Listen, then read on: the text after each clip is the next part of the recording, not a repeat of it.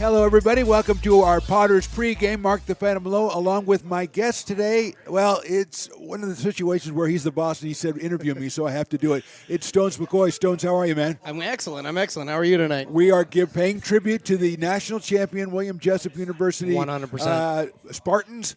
Or something like that? Yeah, Warriors. Warriors. I'm sorry, Warriors. Yeah. With our gear today, I wanted to get you on here and talk to you a little bit about how the season has started. The first 3 games are in the books. We're about to take on the South Bay Storm here in a couple of minutes for game number 4. But coming out of the gates, pretty impressive. Great crowds over the weekend. Great crowd last Friday night. A 2-1 start. Not, obviously you won a 3-0. But what were your impressions coming out of the first weekend? Well, let's just stay with the crowd real quick. I mean, we're going to have a heck of a crowd tonight. They're piled up at the gate. I was going to get to that, but I know okay, you were, yeah, but you yeah. brought crowds up, and I it did. got me thinking. So, no, we had tremendous crowds. The atmosphere out here has just been electric. Yep. It reminds me very much of late summer last year, and just the energy that this place has. But the Potters, they look really good. It's hard to get a good gauge after 3. It is. It really is. And you got to wipe away that Legends game, even though they did really well. Oh, yeah. Okay? Well, I wasn't going to count the Legends game, but I mean, it was a lot of fun. You got to wipe that one away. So it's hard to get a good gauge. What I do like right now is I like the pitching staff. I like the rotation. I like the way Eli is utilizing these guys right now. We got some really killer infielders. Our third baseman has been a tremendous job this year. Aiden Diome, yeah, he's been fantastic. Thank you very much. Yeah. And it's looked really good all the way around. I like the change in approach that Eli has brought to the Potters this year.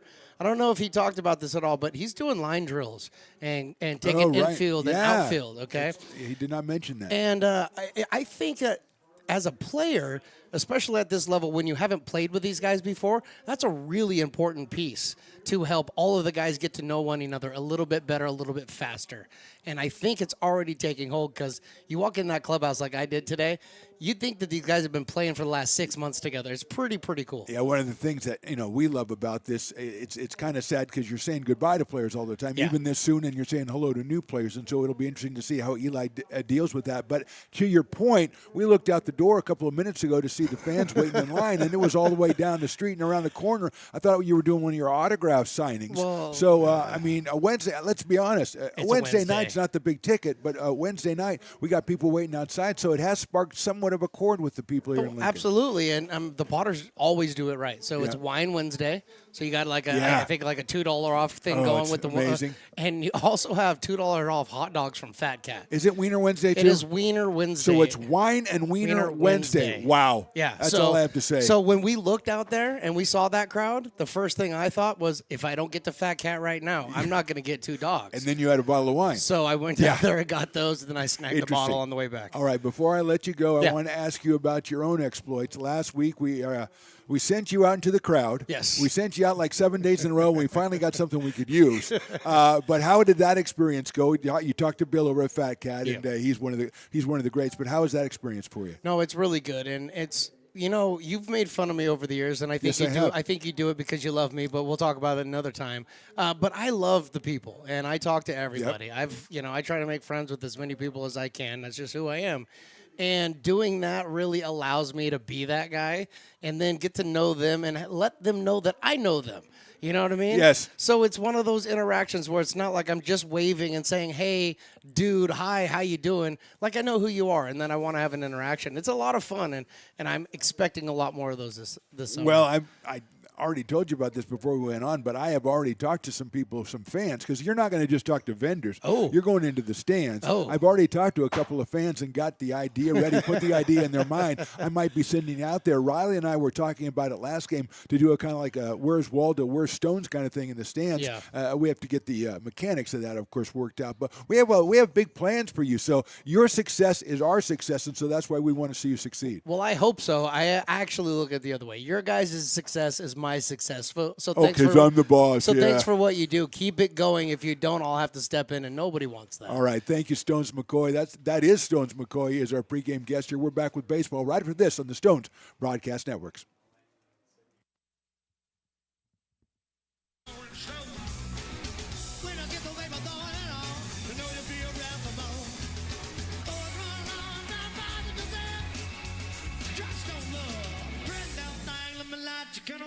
Mama, I'm sure what the hell now, yes, I am.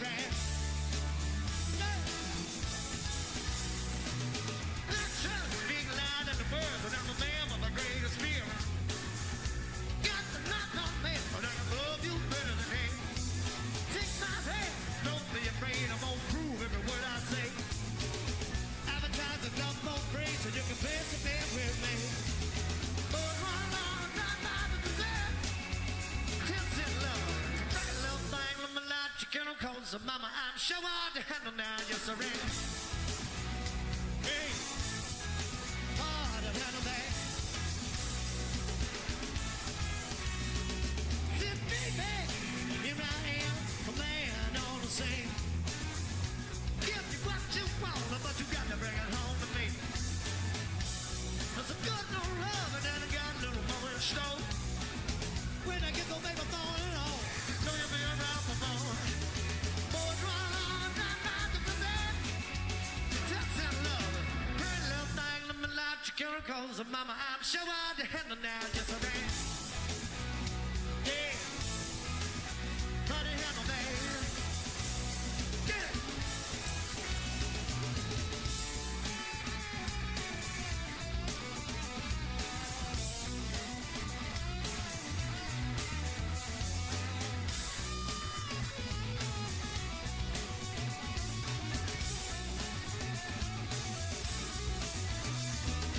Boys run along without my love, but you just don't love.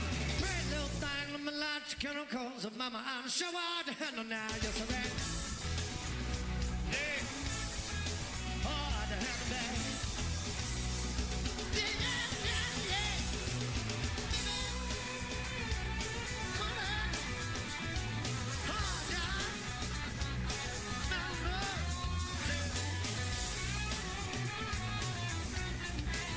Little banana, dear, hard to handle now. Oh, yeah.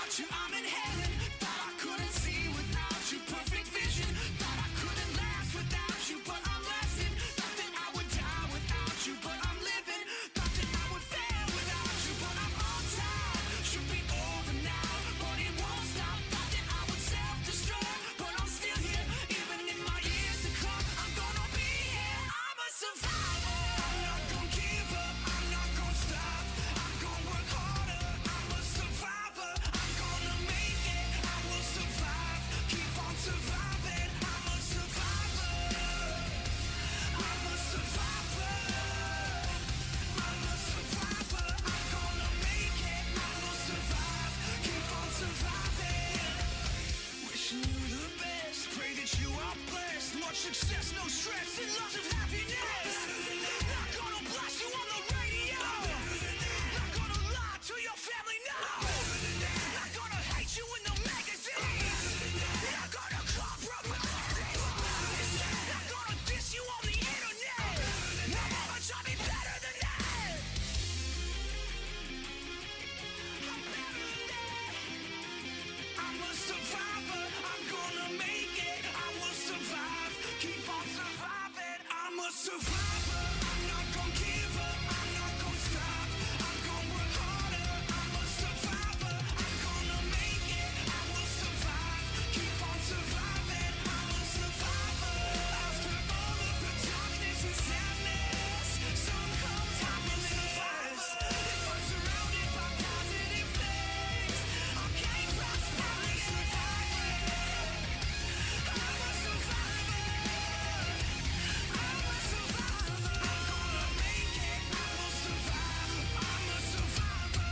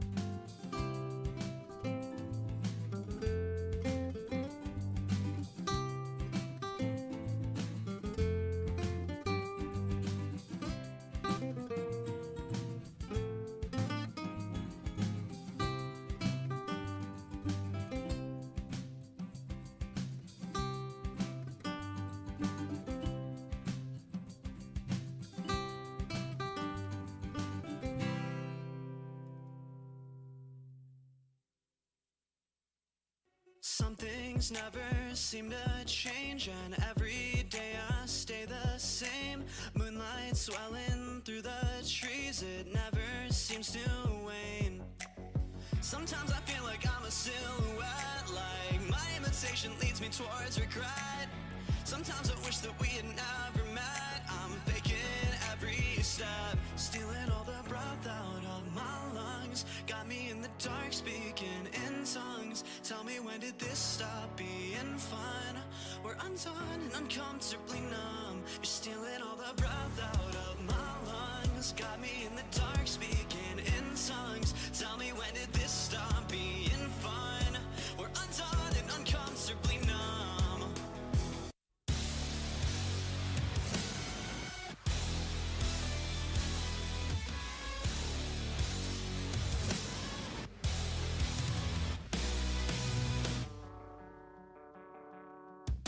Disconnected, out of mind, I'm unaffected by the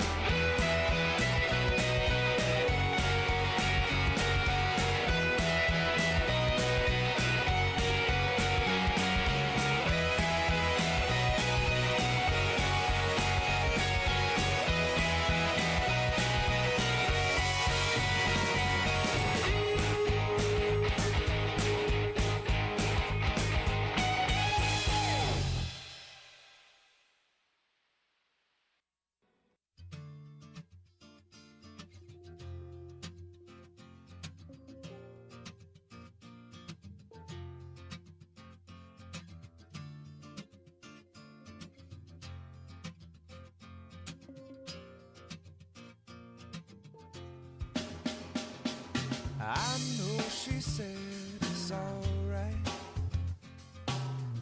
but you can make it up next time. I know she knows it's not right. There ain't no use in lying. Maybe she thinks I know something. Maybe she thinks it's fine. Or maybe she knows something I don't. I'm so tired. I'm so tired of trying. It seems to me that maybe it pretty much always means no. So don't tell me. You might just let it go.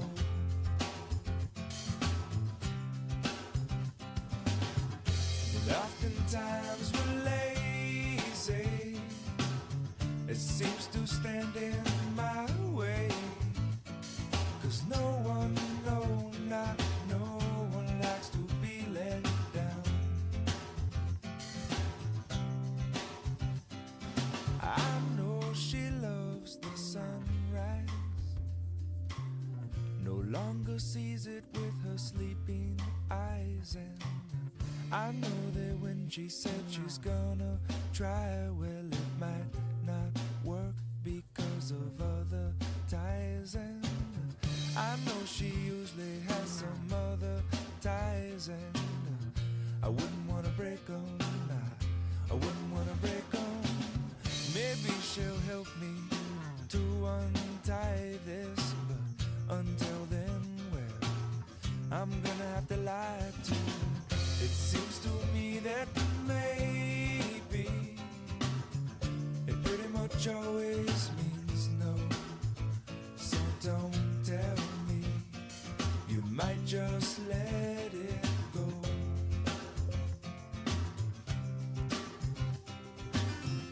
And oftentimes we're lazy.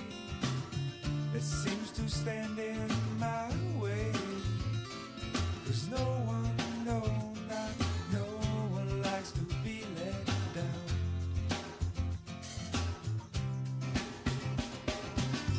It seems to me that maybe it pretty much always means no.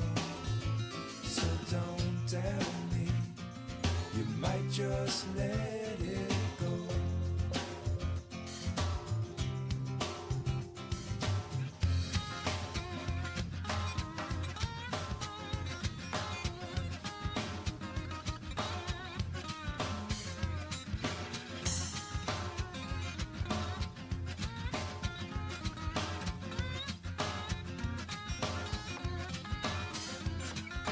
Harder that you try, baby, the further you'll fall.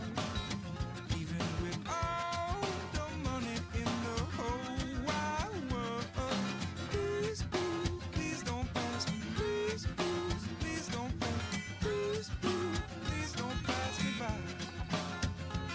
Everything you know about me now, baby, you're gonna have to change. You're gonna call it by a brand new name. Ooh. Please, please, please don't drag me. Please, please,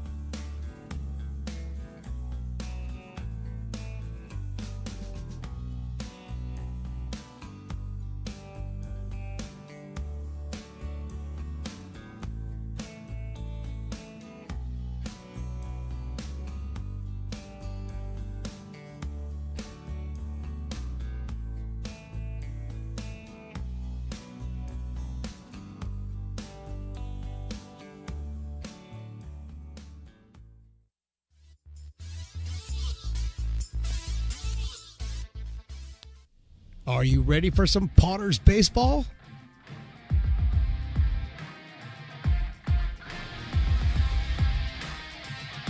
Potters Baseball, brought to you by Stones Broadcast Networks.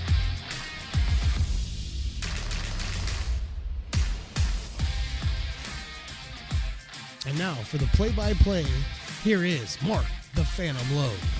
Well, thank you very much, Disembodied Voice. Yes, this is Lincoln Potters baseball on a Wednesday evening. Mark the Phantom Lowe here along with Riley the Engineer. It's the Lincoln Potters, their fourth game of the home season. They'll take on the South Bay Storm in one that's going to start in just a couple of minutes. And right away, I've got to tell you, first of all, Carlin C. Coppin, the choir out there doing the national anthem, primo. Bravo, fellas. Bravo, ladies and gentlemen.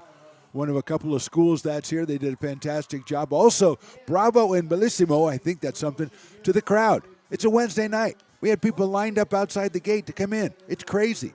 It's probably a full house out here tonight on a Wednesday night. Now, in full disclosure, it's a wine and wiener Wednesday, okay? So there's a lot to like, okay? Now, Riley, the engineer, of course, has already had a wiener today because he likes to put ketchup on it and a lot of onions and have one from Bill out at Fat Cat. I asked him what wine he would pair with it. He says probably a red because of the ketchup.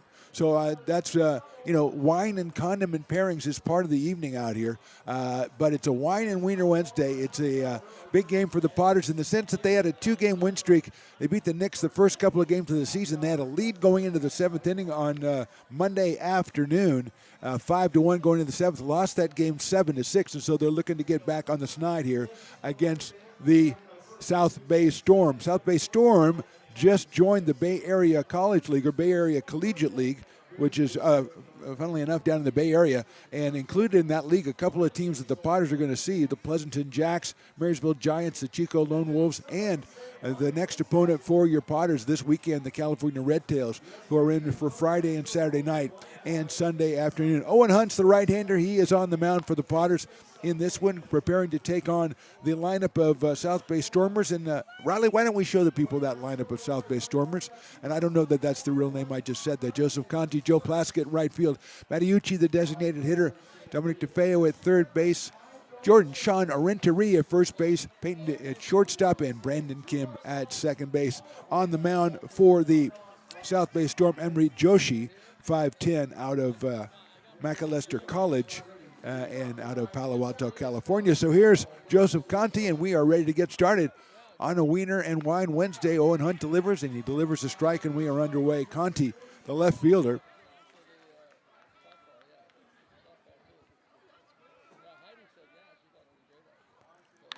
Chops it out towards second base. Standing there is newcomer Brady Ranallo, and he'll throw it to first for the out. So Conti is retired. 4-3, brings up Joe Plaskett. Good time for us, Riley, to put up that Potters defensive lineman. Jake Lavin in left. Tyler Russell in center. Brian Williams Jr. moves over to right. Aiden Diolme at third base. Kenny Winters back at shortstop. Brady Ranallo, as we said, at second. Ty McGraw at first. Behind the plate, Aiden Chang and Owen Hunt is on the mound, and Joe Plaskett is at the plate. First pitch is on the outside corner for a strike. Joe, 6'2", out of Whittier College and originally from Fremont, California. 4th year of operation for the South Bay Storm. Fastball by Hunt is in there for a call strike as the wind blows all my papers around, and that's just part of the experience up here. It's a wine wiener and win Wednesday. I put that together myself, Riley. I hope you're impressed. 0-2 coming up high with a fastball. Hunt right at 87 miles an hour, the big right-hander.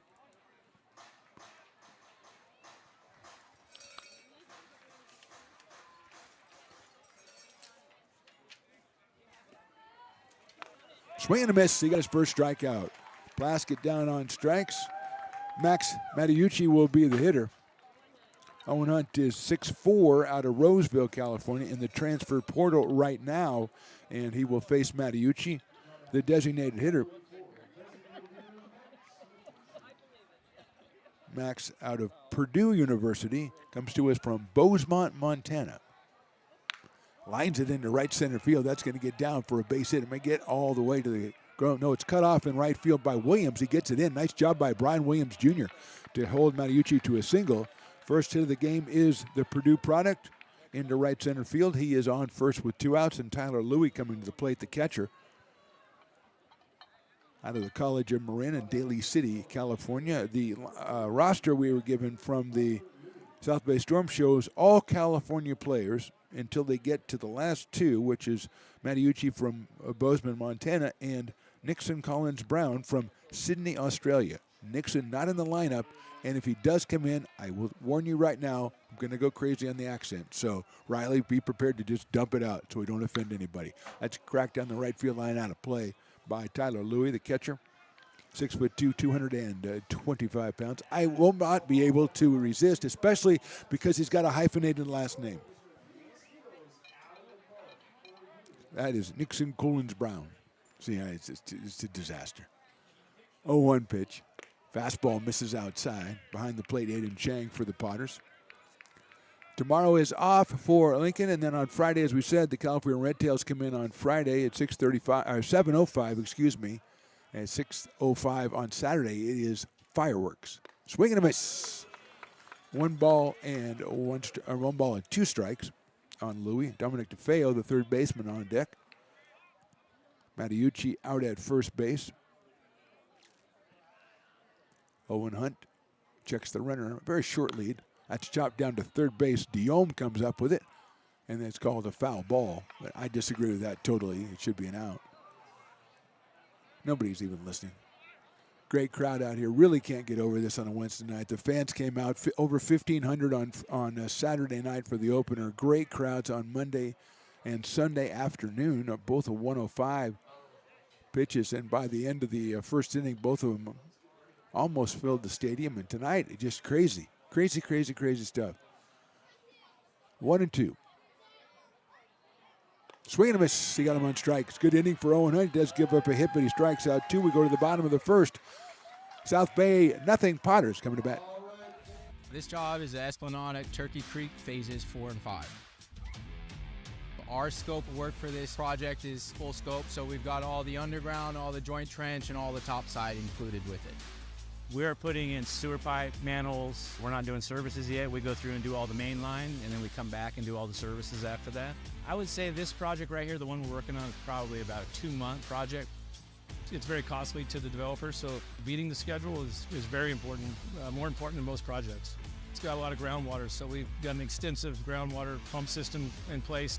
It's just cool to be a part of the built environment and know that for the next 100 years that people are going to use and enjoy what we've created here today.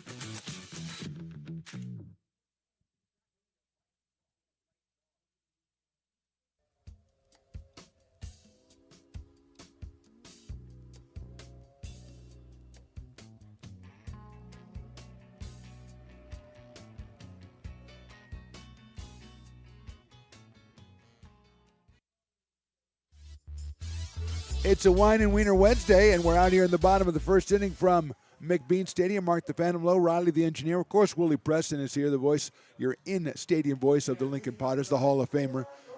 Carson, the intern coordinator, is working the track man. Our guy, Luke, I think Luke Skywalker was the last Jedi, wasn't he? I think I'm going to call Luke Jedi. No, I don't think I will.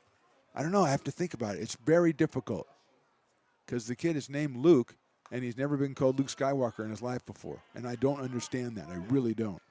Jake Lavin's the first batter against Amri Joshi, the right-hander out of Macalester College in Palo Alto, California. Lavin is 6 for 11 on the season with 5 runs batted in. So he has been, I would say, very impressive so far. Watches that one, and it's on the corner for a strike, so it quickly goes to 0-2. Jake out of Laguna Beach, California. You see Berkeley. Oh, it still says 29. We got a new roster today, and he's still listed as 29 years old. So what's he doing with these kids? That's what I ask you, Riley. Speaking of kids, we have the Sheridan High Eagles, or Sheridan Grammar Elementary Eagles, and they've got a mascot. Eagles elementary schools have mascots? Lavin takes a ball. And this eagle is kind of full of himself. Riley, can you get this eagle? He's doing a little interpretive dance down there or something. Taking kids under his wing, so to speak, pun intended. Here's the 1-2 to Jake Lavin. Lines it into left field, a base hit.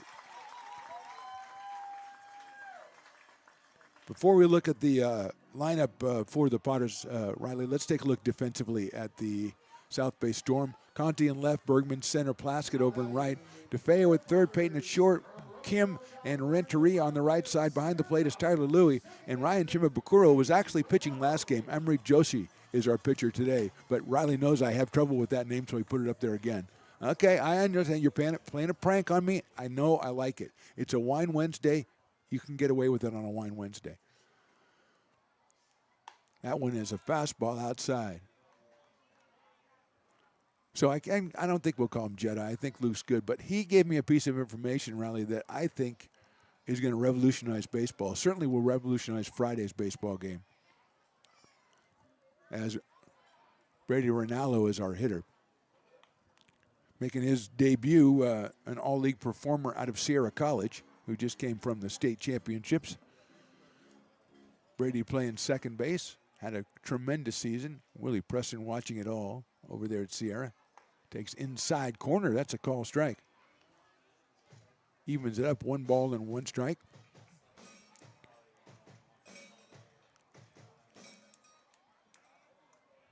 On deck is Aiden Deom. Ronaldo takes a strike again. 1 ball and 2 strikes.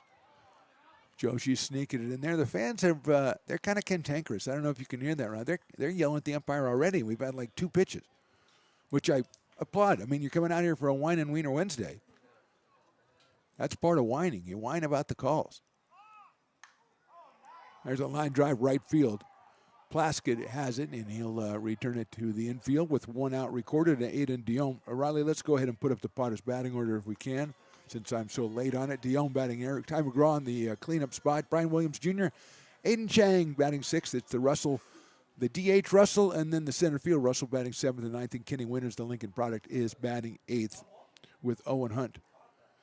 That was, I think, was called a balk. So that was what it was called. I thought I heard the umpire yelling, but then it seemed like everybody just proceeded. So I guess you could take the play if you want. The Potters obviously do not.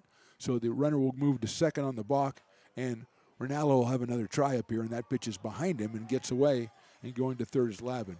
I heard an umpire yell, but I didn't see anything happening after the play was recorded, but the Potters opted, hey, we won't take the out. We'll let Brady go back up and try it again. So he's still up there, with Bidium still waiting his turn, and Ronaldo looking to pick up his first RBI of the season. He crowds the plate very much from the right side, standing on the inside line of the batter's box.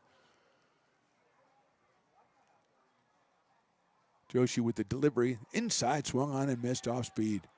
So he went in there, got the strikeout. So Ronaldo is out, but Lavin now on third base, and that'll bring up Aiden Dion. The youngster out of West Park High School, which is also the high school of Voldemort. I did not know that.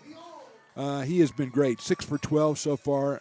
3 runs scored, 3 runs driven in, and a tremendous defense at both third base and shortstop. Up here with a chance to drive in another run. He takes down low for a ball. Joshi right about 82 miles an hour for the right-hander out of Palo Alto, California. 5'10", 170.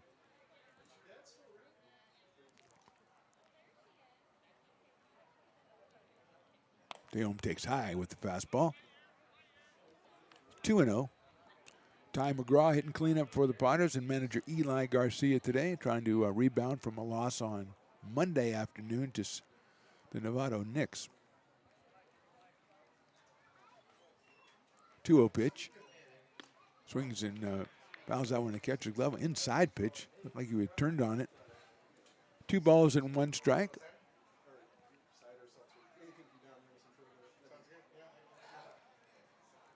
Outfield. Shift a little bit over to right center on Deom. Big left-handed hitter, about 6'3". Watches that one sail outside. So what Luke told us about Friday, he said there were going to be slip and slides here. And he said that, and I think he means off. I hope not on the field. Although it would be very entertaining to put him in the outfield or to put him between the bases. Let him run the bases and start sliding. 3-1 pitch is hit well into left center field. Moving over is Bergman. Still going over, makes a dive and makes the catch. What a play by Bergman. It's a sacrifice fly for Deom, but Bergman with a tremendous catch out in center field on the line drive. 4th run batted into the season for Deom. Second out is recorded. Potters get the first run of the game. And Ty McGraw will be the hitter. We said Bergman shifted a little bit over toward right center for the left-handed Deom, and he ran that one down as it continued to fade away from him. Little slice on that from the left side for Aiden. But Bergman made the play, and an easy tag for Lavin. And the Potters lead it 1-0, and here is Ty McGraw. Off-speed pitch gets in there for a strike on 1. Ty, 5 for 11 on the season so far. He's scored 4 times. He's driven in a pair. Out of Gardendale, Alabama. Hello to Mom Tracy and everybody back in Gardendale. Checking out this one on the YouTubes. Check swing, and that is outside. Stones Broadcast Networks and Lincoln Potters Baseball YouTube. Subscribe to both. Let's get them over 1,000 subscribers each. And you subscribe, you never miss a game. And we've got 30 of them left, including tonight. And then we've got playoffs and tournaments and all kinds of stuff. McGraw takes the fastball outside. You don't want to miss the action. It's crazy out here. It's a sellout. I mean, I'm saying capacity crowd out here. Piper the Peacock has finally showed up. We did a little bit of competition from the Little Sheridan Grammar School or Elementary School Eagle, who was just strutting stuff around here earlier. But here's Piper. McGraw takes high. So 3 balls and 1 strike. I kind of thought it was ball 4. I kind of wanted him to walk. Ty did not want to walk. He wants to swing. Grassy Knoll is very full out there today, Riley. And then they moved the kids zone down past the left field all the way down to the fence. And so it's crazy down there. It's a nutty time down there. 3-1 pitch is fouled back. And now they've done the area. They cleaned that out. They put in, I call it the food court over there with Fat Cat. Is one of the vendors down there. Also the own Lincoln Potter selling some hot dogs. I mean, they're not competing with the Fat Cat, but the Lincoln Potters have a nice simple hot dog down there they put together. Involved in Wine and Wiener Wednesday, I would think. Full count on McGraw. Potters have pushed 1 across in the bottom of the first. They lead it 1-0. Obviously just getting started. 3-2 pitch is, I guess, ball 4. I don't know, because the umpire turned and it looks like he was going to call a strike, and he didn't, and the other team ran off the field. It's a walk. I gotta calm down, Riley. That was crazy. The umpire, usually when he turns like that to the right on third strike call, he rings up the batter. He did not do so this time, and McGraw goes down to first, and Brian Williams Jr. will be the hitter. 3 for 12 on the year so far, 250 for the product out of Midwest City, Oklahoma. And Dallas Baptist University takes high for a ball. Probably the most simple hometown. I mean, you're a city in the Midwest. You call yourself a Midwest city. There's got to be more of a story than that, don't you think, Riley? No, I think that's it. We're a city in the Midwest. We'll call ourselves Midwest City. Done. And you don't have to worry about meetings or anything. Williams takes on the outside corner for a strike, 1-1.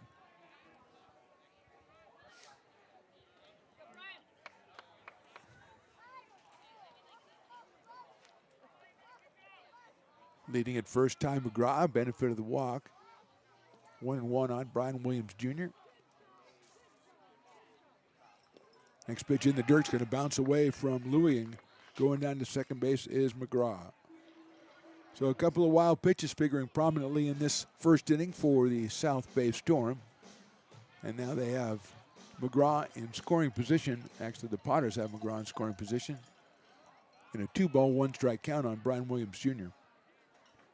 He's followed by Aiden Chang, who's behind the plate for the Potters tonight.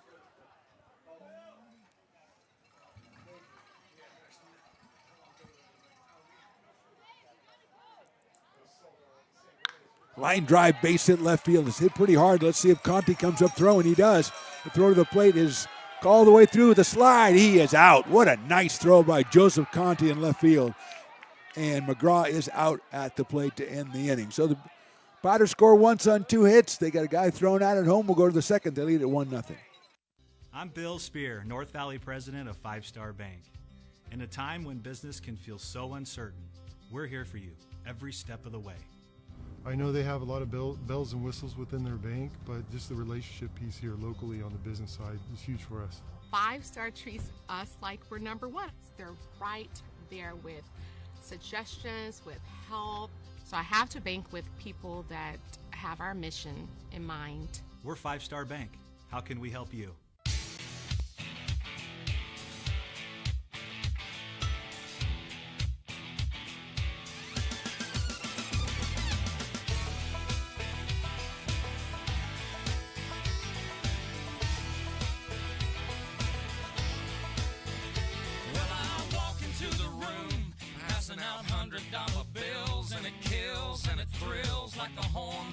Silverado grill, and I buy the bar.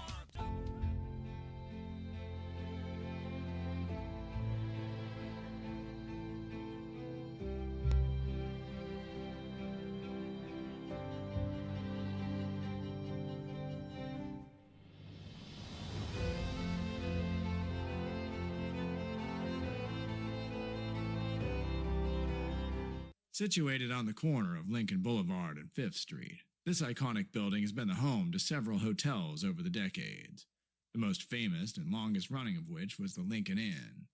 Having undergone several renovations and architectural changes, this building is the current home of Old Town Pizza, which boasts not 1 but 2 floors for your dining enjoyment, including open-air seating on the roof. Stop in for a slice today, or stop by the Lincoln Museum to see the 300-pound cash register that used to adorn the front desk of the Lincoln Inn. For more great history, visit the Lincoln Area Archives Museum and, by appointment only, take their free walking tour of historic downtown Lincoln. Top of inning number 2, Owen Hunt back out of the mound with a 1-0 lead. Dominic DeFeo, the third baseman, at the plate, and he takes right down the middle for a strike.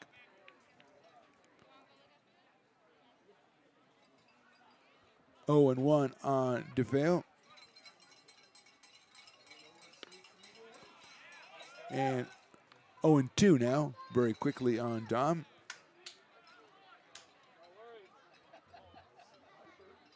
Out of Cal Poly Pomona and also from Palo Alto, California. Swings and misses. Good job by Owen Hunt, his third strikeout in 4 batters or 4 outs recorded. And Miles Bergman is the hitter, the center fielder. Miles comes to us from UOP. He is from Lafayette, California. And he is the second hitter here in the top of the second inning. So, yeah, slip and slides or water slides on Friday. I don't know what's going on, but I'm looking forward to it. It's supposed to be a little bit warm, I will say that. Off-speed pitch, slider is in there for a strike. So that should be a welcome change out here. Although we should maybe do Wine and Wiener Wednesday every day. Maybe do Frank's and Fruit Friday or something. I don't know, but this is very popular. Another good-looking pitch and another strike. 0-2 on Bergman. Stones McCoy back in the press box. I think he was chased out of there by Piper the Peacock. The two of them don't have the best relationship. We'll put it that way. I don't know if it was over a lady at some point. I don't know what the problem was.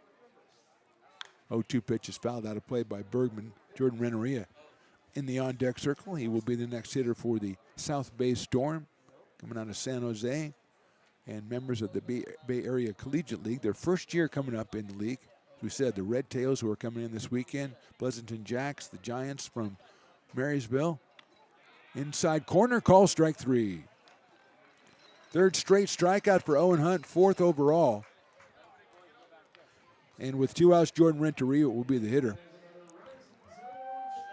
The Lone Wolves out of Chico, another team in the Bay Area Collegiate League, and another team that will come into McBean Stadium this season. Most of them this month, or in June actually, in the month of June. And about halfway through June, swinging a miss off speed pitch, Potters will begin Pacific Empire League play. And then it gets down and dirty there for about 6 weeks of, I would say, 95% league play. Swing and miss the fastball from Hunt, so he's mowing him down. That one right past the right-handed Jordan Renteria. He is from San Francisco, California. And he'll swing and miss, and Hunt has a strikeout inning. Perfect inning, and he has 4 straight strikeouts, and we'll go to the bottom of the second. Storm nothing, Potters 1.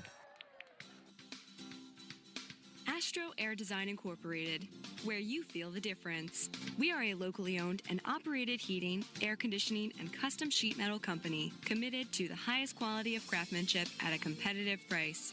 Our trained and certified technicians have the knowledge and experience required to install, maintain, or repair your home comfort solutions. Our upfront pricing gives you the peace of mind because you know your price is locked in. Call Astro Air Design Incorporated today.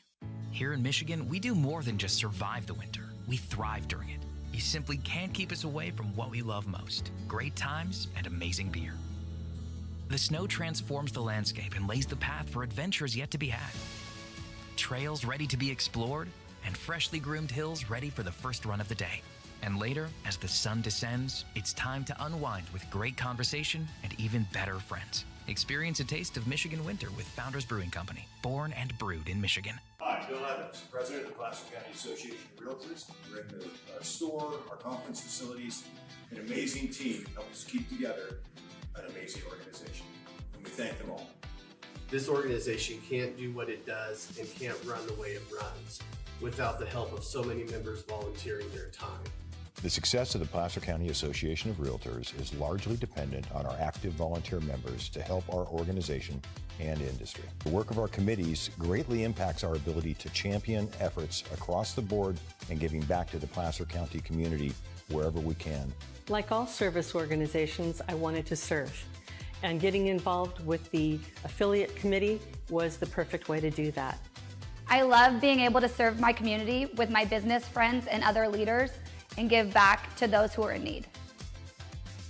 The thing I love about the PCAR committees is they all work toward the same goal of bringing the community together to support those in need in our surrounding area. I instantly came to the meeting and had a wonderful time, felt like I was a part of something bigger, and it was just the start of my leadership journey.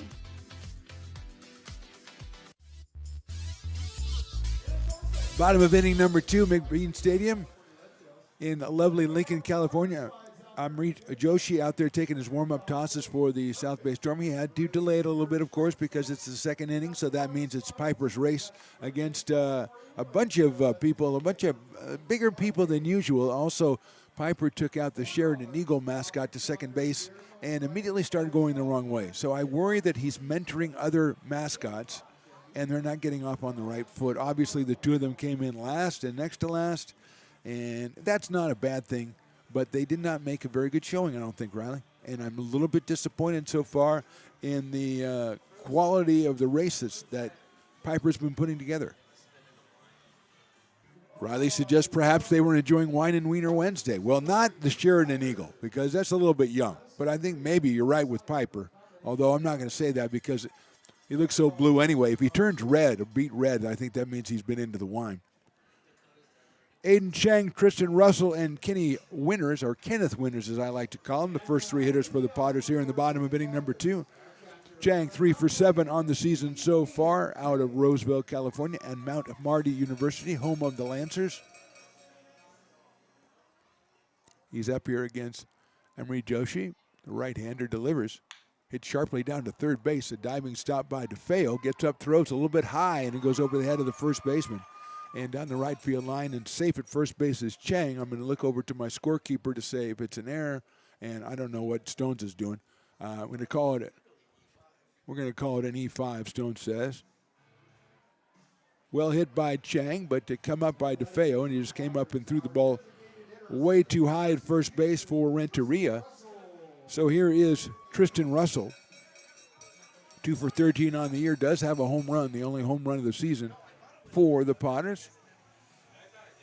He was our Raising Cane's player of the game when he got that home run in game number 2 on Sunday afternoon.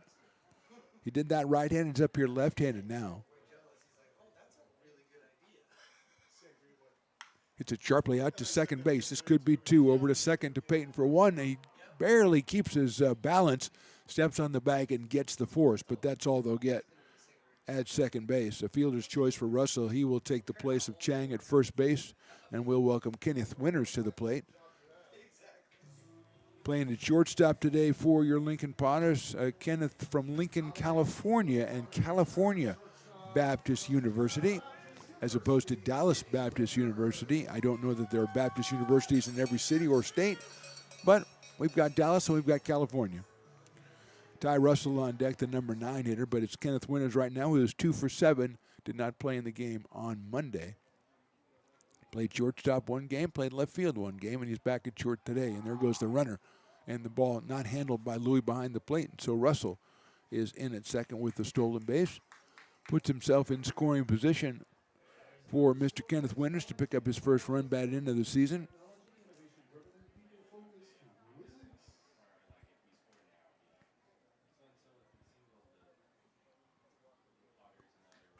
Joshi, the right-hander out of Palo Alto and Macalester College.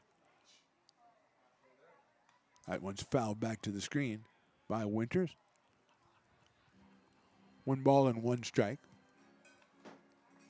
Beautiful day for baseball. Beautiful crowd out here in the stands, down the lines, down in the VIP section. Stones went down and adjusted some of the seating down there earlier before the fans got here. That's just what he does. Here goes the runner. The pitch is swung and a miss. The throw to third is too high, and it'll go out to left field, but I don't know if they're going to be able to get off the ground as the third baseman fell on top of Russell very cleverly. If Russell maybe had tried to get up, he might have been getting an interference call, but he was just kind of head first. He did not realize the ball would out to left field. Good backup by Conti. He's already thrown a runner out at the plate today. So it ends up with Russell being at third base. Thought the pitch was a strike.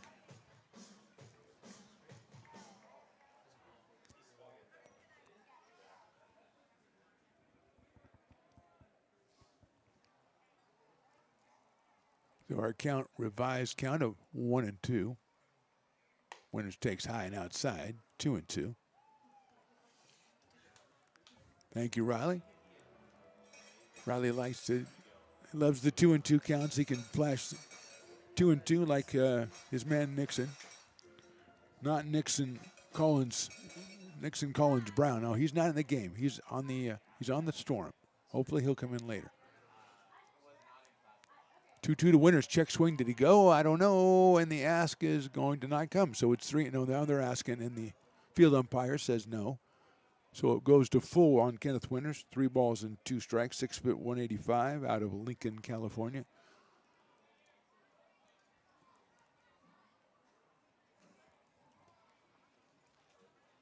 People seem to find Fat Cat. We move Fat Cat from grounder out towards second. That'll get the run in. Picked up by Kim, and he'll go to first for the out, but an RBI for Kenneth Winters, and Russell scores. 2-0 in favor of the Potters. And it'll bring up Ty Russell, the number 9 hitter. Had a couple hits in the game on Mondays, 3 for 11 on the season. Tyler out of Queen Creek, Arizona. And that is not easy to say, at least for me, as I witnessed the first giant snow cone go across the screen, Riley. It's not head size, but it's pretty big. Russell takes an off-speed pitch in there for a strike, 0-1. I have not yet to see your favorite fan, which is a fan that walks by with something in each hand. A beer, 2 beers, a couple snow cones. Riley doesn't like to see hands that have no stuff in it. There's a soft grounder that picked up at third base. Is going to be tougher to fail over to first, not in time. And Russell will get himself an infield single. Second hit for the Potters, and it brings up Jake Lavin, who had the first hit, a line drive to left field back in the bottom of the first inning. He later scored. So Jake now 7 for 12 on the season. He's driven in 5 and scored a couple more. Reached out and poked one into left field on a 2-strike pitch in the bottom of the first. Out of Laguna Beach, California. Only just finished his freshman year, but according to the roster, he's 29 years old. So, I don't know, maybe it was a tough year. See if Russell's going. He is not. The first pitch is high and outside.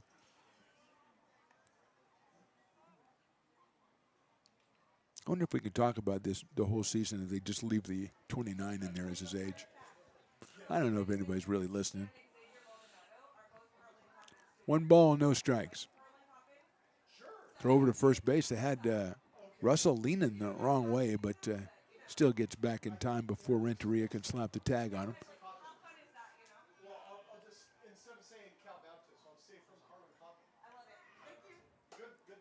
1 ball and no strikes, and I just was overhearing somebody telling Willen stuff that says Kenneth Winters not only is from Lincoln, but he was Carlin C. Coppin, and they're in the house today. I was outside. The runner, nice throw to second base. The tag applied. He's out. That's a perfect throw by Tyler Louie, and Russell is cut down. So we'll go to the third. Potters on top, 2-0.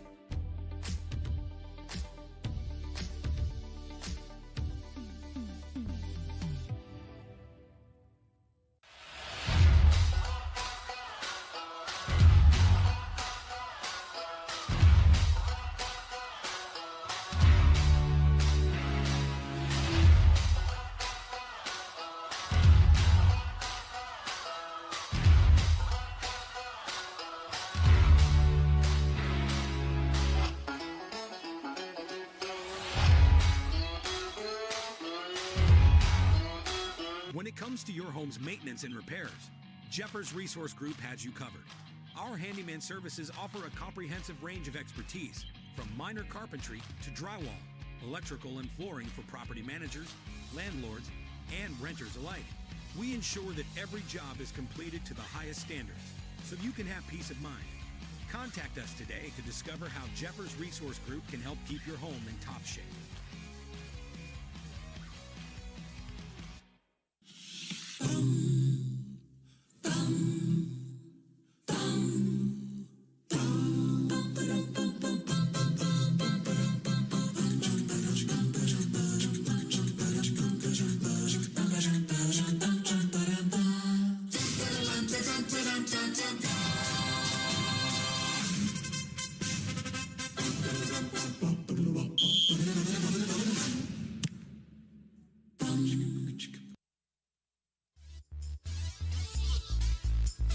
Top of inning number 3, we're having a little delay as the duelers, the rock and duel, which happens in the 3rd inning where they get on platters or something and try to joust each other off, was taken. They went in overtime. It was a sudden death. And so Ryan Payton is the hitter. He is the dueling dog batter. So this is the delay has kind of just heightened the tension here. As the shortstop,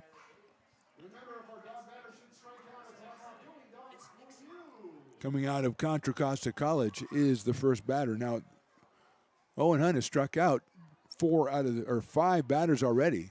So, odds are pretty good. We should have picked one of the other 5 guys, maybe. 0-1 on Peyton. Shows bunt, pulls it back. It is outside for a ball, 1-1. We have a pinch hitter, and the pinch hitter, Riley, as you're showing me, is Nixon Collins Brown.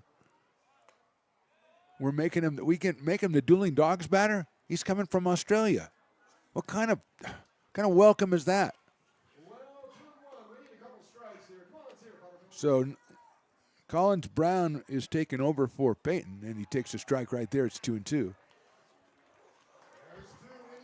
So you get to do the 2-2 Nixon sign on Nixon at the plate. Riley, this could be the greatest day of your life. Here's the 2-2. Swung on and chopped out in front of the mound. It'll be Owen Hunt to go to first base and get him. So a little disappointing for the fans as Collins Brown is retired. We'll have to make sure and look at shortstop next inning, Riley, and see if Mr. Brown takes over. He is listed as, a utility player. So here's Brendan Kim, the second baseman.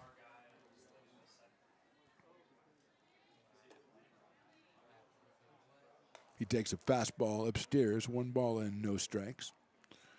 Brandon out of Macalester College as well, and from Los Gatos, California, and he is the second batter here in the top of the third inning. He chops one out towards shortstop, coming in, do or die. Nice play out there over to first. Good job by Kenneth Winters at shortstop. He came in a do or die, and he read it perfectly and got him at first by a step. So 2 outs here in the third inning quickly, not by the strikeout, but by the ground out, and here's Joseph Conti, who grounded out to second to lead off the game. So he is 0 for 1 out of Victor Valley College. So Conti up here with 2 outs and nobody on.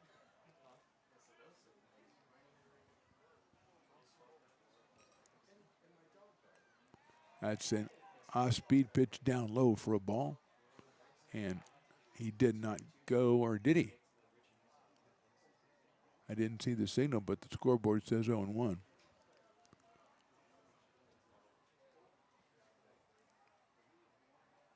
Pours the fastball in too high. 86 from Owen Hunt. The right-hander at 6'4" out of Roseville, California.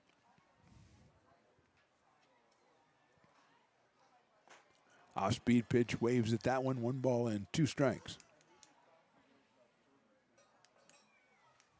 No game tomorrow here for the Potters. Back in action on Friday night. And we'll get our buddy Lucas over here at the end of this inning and talk about what's going on. Pop-up, right side, Ty McGraw will make the catch, and that is the end of the inning. So we'll go to the bottom of inning number 3. Potters on top, 2-0. When it comes to your home's maintenance and repairs, Jeffers Resource Group has you covered. Our handyman services offer a comprehensive range of expertise, from minor carpentry to drywall, electrical and flooring for property managers, landlords, and renters alike. We ensure that every job is completed to the highest standards, so you can have peace of mind. Contact us today to discover how Jeffers Resource Group can help keep your home in top shape.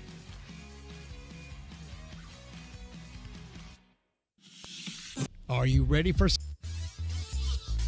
Welcome back. Bottom of the third inning. Potters on top, 2-0. I am joined by a special guest. Well, he's an intern, so he's not that special. His name is Lucas. We call him Luke. And Lucas, first of all, how's it going so far? Game number 4. You got to put the microphone in front of your face there. Yeah, Game number 4. How's it going so far on your new career as an intern? Going pretty good. Really? I'm enjoying it. Yeah. It's nice up here in the press box. It is very nice in the press box. You can thank Jones McCoy for that. Now, you're working with Carson over there, the intern coordinator. Last year, he was just like you. He had no idea what was going on, and look what he's turned into. So do you aspire someday to be Carson? I mean, if it all goes well this year, potentially. All right, the reason I got you over here, Luke, is not because I wanted to ask you why no one ever called you Luke Skywalker, but you are telling me that on Friday there's something crazy going on out here with like water slides or something? Yeah, Nolan said we're going to have some water slides either on the berm or in the new kid zone, so it'll be fun. That's out in left field. You know, that seems it'll be in the kid zone, but there's going to be some grown-ups out there, right? Oh, yeah, most definitely. So there's water slides in the kid zone on Friday. It should be pretty warm, so not bad planning. I don't. That wasn't Nolan's call, probably yours. Oh, yeah, it was all me. Nolan had no say in that. Luke, tell us where you coming from. Where are you from? So I'm from Roseville, and I'm attending Grand Canyon, and I'll be a junior next GCU, year. huh? Yeah, GCU. GCU. Arizona, sweet. Well, it's great to have you here. Thanks for the information. I look forward to sending you out there on Friday, maybe getting a man in the street or man in the water slide interview. Maybe. Huh? You think so? Maybe. There's Lucas. Get him out of here. He's too much. He's too good. Our hitter is not Joe Plaskett. He's on the other team. Our hitter is Jake Lavin, the leadoff hitter, who singled. He was at the plate when Russell was thrown out trying to steal. And we thank Lucas for his contributions and his information about water slides being deployed on Friday. Lavin takes down low for a ball. It's 2 balls and 1 strike on Jake, who, as we said before, singled and scored in the first inning.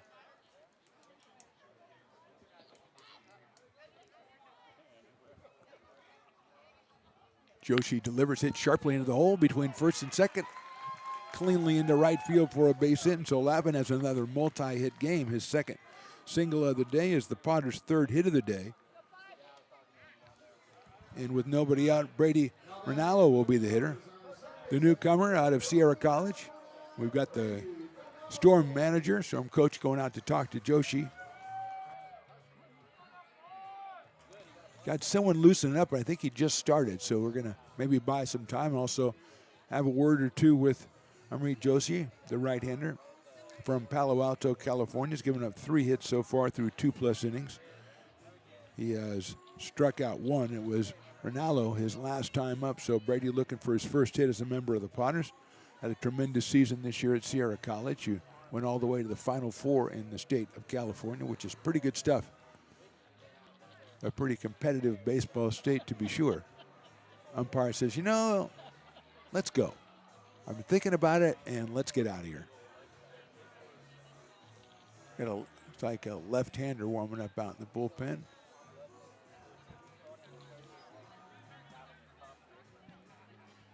Perhaps that's Joshua Kim. We will see. It is Joshua Kim. So here's Rinaldo. Takes the breaking ball and takes it on the corner for a strike. As we said, he very close to the plate from the right side. So it's 0-1 on Brady.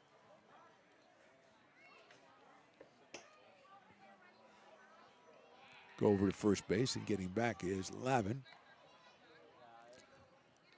Potters stole a lot of bases against the Knicks over the weekend, but Tyler Louie threw out Russell very easily back in the bottom of the second, so got to be a little bit careful about that.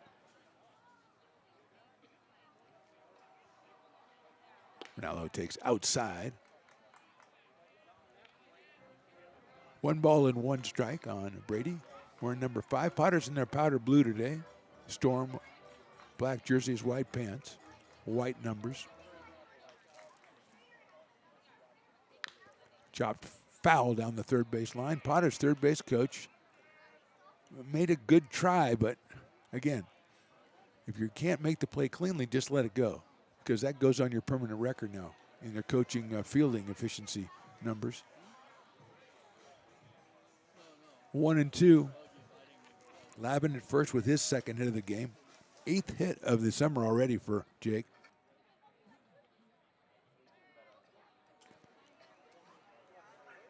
Not a very big lead, but the right-hander Joshi goes over there anyway, keeping him close. Aiden Diome on deck. He had a sacrifice fly his first time up on a tremendous catch in center by Miles Bergman.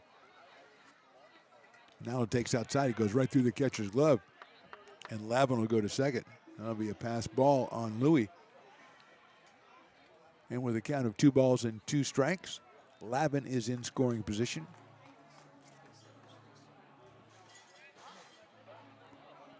Great crowd out here checking it out, having a great time. A lot of people enjoying wieners, Wine and Wiener Wednesday, especially the wiener part of it. Rinaldo fouls that one off. Ball coming in on his hands, he had to protect. That's where he got strike 3 on the first at bat, so he fouls that one off to stay alive.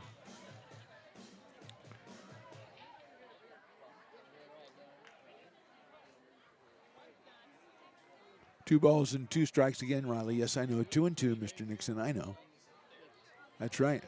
Nixon, Collins, Brown. That ball's hit well to left center field. Moving over is Conte. He'll make the catch. The tag is made. Will not advance as Conte with another excellent throw. He's already thrown one guy out today, but Rinaldo flies out to pretty deep left field for the first out, and Aiden Diome will be the hitter. So, yeah, Nixon, Collins, Brown taking over at shortstop. So here's Diome, who had the sacrifice fly back in the first inning. That's his 4th run batted into the season. He is 6 for 12 on the year out of West Park High School. He's got Lavin at second base, and now with the left-hander, Collins Brown is able to kind of shadow over and try to keep Jake close at second base as they move the outfield around to right center field. Swings and misses at the first one. 0-1. Ty McGraw on deck.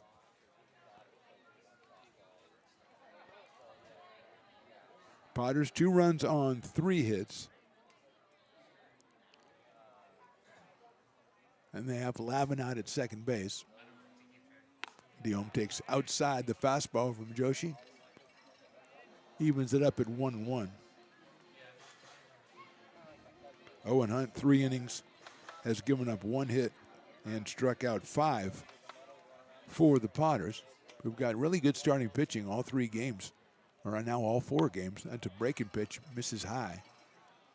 Jake Morello, Will Urey, and Eric Vassar, all with good performances leading off or starting the first 3 games of the season.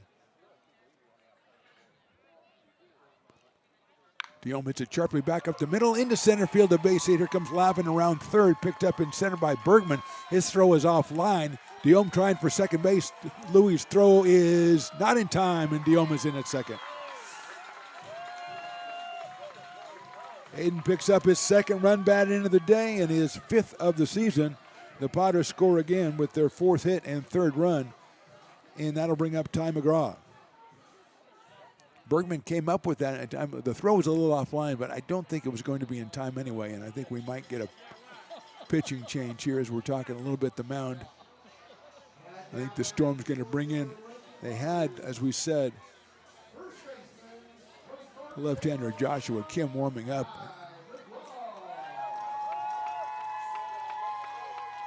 Manager coming out to talk to the field umpire. So maybe not making a change. Maybe that was just a conversation about the tag at second base. The ball seemed to be there ahead of time. It was a little offline, and Diome went around it. And he was safe at second base, and here's McGraw. Ty walked his first time up. 5 for 11 on the year so far for the first baseman out of Gardendale, Alabama, and Troy University.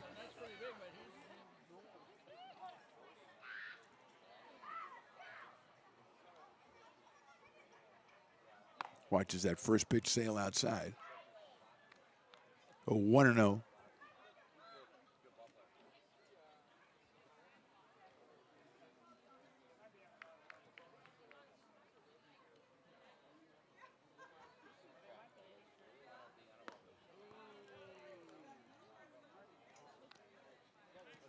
Make that 2 balls and no strikes. As we look up Troy University to find out their mascot. It's very important. Collins Brown in behind the runner at second base. Here's the 2-0, and McGraw takes outside ball 3.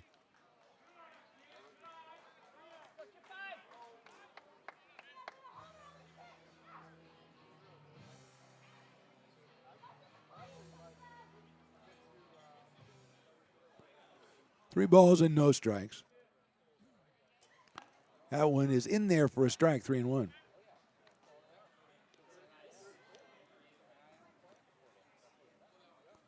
Looks like the Warriors, or the Trojans, the Troy Trojans. I think you tried to tell me that, Riley, the other day, and I didn't believe you. McGraw takes strike 2. So they are the Trojans.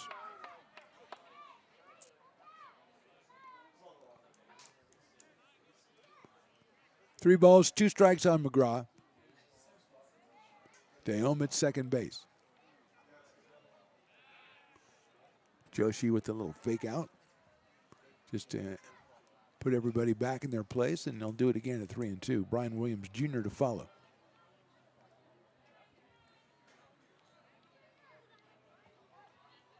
McGraw hits it high in the air to right field. Moving over is Plaskett. He's got room. He's in right center. Now he's in center field, and he makes the catch. The tag, Diome bluffs. The throw comes through. Really nice throw by Plaskett in right center. And staying at second base is Diome. So the ball went from right field all the way to center field, but Joe Plaskett followed it all the way over, made the catch, and made a good throw to keep the runner at second base. 2 outs, and Brian Williams is the hitter. The right fielder is 1 for 1. He singled to left field back in the first inning, but then McGraw was thrown out trying to score from second. And now it's Deom at second and 2 outs. And Williams, who's 4 for 13 on the year, out of Midwest City, Oklahoma, and Dallas Baptist University. Takes it in there for a strike, 0-1. That was one, I think Ty just got a little bit underneath that one. It sounded pretty good off the bat. Went a little bit too high. Then it got taken by the breeze out there and moved all the way over into center field. That one is outside for a ball.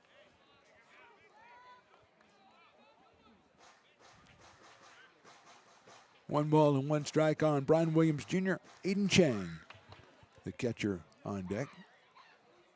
We are in the bottom of inning number 3. Potters have scored a single run in each inning so far. And Williams takes eye with the fastball. Lots of kids out here. We got a couple of different teams. I think the Roseville Giants are out here. We got, as we said, Sheridan Elementary. Carlin C. Coppin is out here with their alumni Kenneth Winters. Off-speed pitch, nice pitch. Williams waves at it, doesn't get it. It's even count 2-2. That's what Willie was being informed by a young woman who came up and told him that Kenneth Winters went to Carlin C. Coppin. So we have to bring that information to the people, Riley. Come on. Can't keep that under your hat. Williams takes outside. Louis with a nice little backhand pickup. Keeping it from going back to the backstop, but it does move the count full at 3 balls and 2 strikes. Outfield straightaway, deep and left, Conti. Chopped down to third base. Tough off to fail. He's not going to be able to make the play, and Deom thought about trying to score, then he's going to get back. It'll be an error on the third baseman. That is the second error for the South Bay Storm. Deom ends up at third base. So first and third, and here is Aiden Chang. He reached on an error his first time up. Aiden out of Roseville, California. As the Storm are going to get together at the mound and talk things over, which they've done a couple of times this inning. A lot of meetings. Probably could have handled that in an email. Friday, 7:05 first pitch. It's going to be a warm one, and we're going to have water slides. According to Luke, that is. On the burn, or the grassy knoll as I call it, or in the kids area, which now is all the way down the left field line at the fence line down there. So be ready. Come on out. And I think it's open to everybody as far as the water slide. I don't know the rules. I don't know the regulations. Here's Chang. Look out, that's high and inside. And stealing second will be Williams.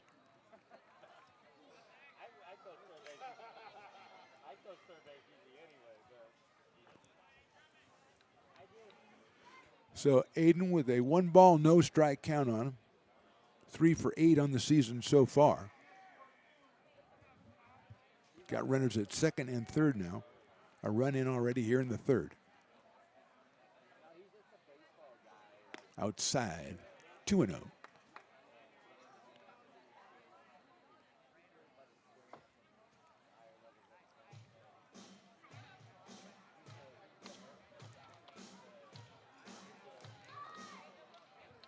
Amri Joshi, the right-hander, starting pitcher for the Storm, delivers 2-0. That's in there for a strike, 2-1.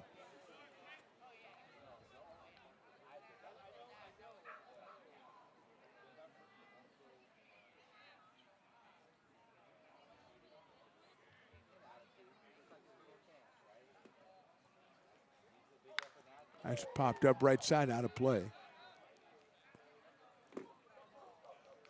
2-2 now on Aiden Chang. Tristan Russell would be next, and Riley gets to do his 2-2 Nixon. Are you doing it toward Nixon Collins Brown now? Is that how you're doing it? So he probably has no idea what you're even doing. Well, of course, I don't know if I do, and I'm the one who's Watch you start off and watch you do it. 2-2 pitch is outside for a ball, 3-2. Joshi thought he had himself a strikeout. Fortunately for him, he does not. And fortunately for Chang, he has himself another pitch.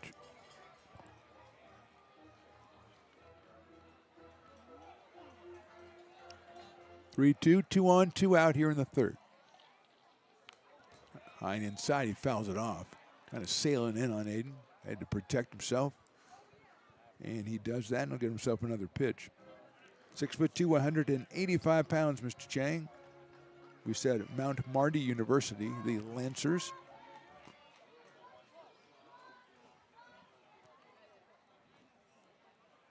Deom leads from third. Williams does the same from second. That's chopped at the plate right off of Aiden Chang, so he'll get himself another chance.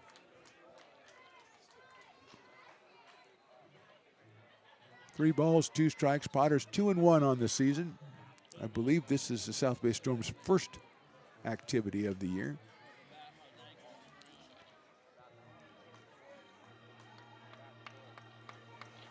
So 3 balls and 2 strikes.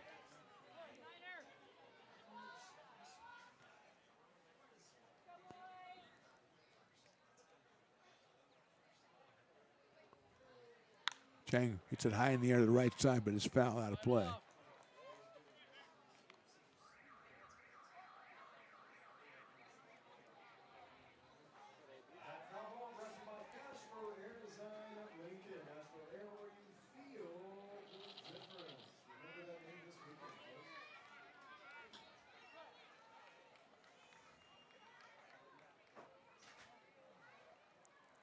Three balls, 2 strikes.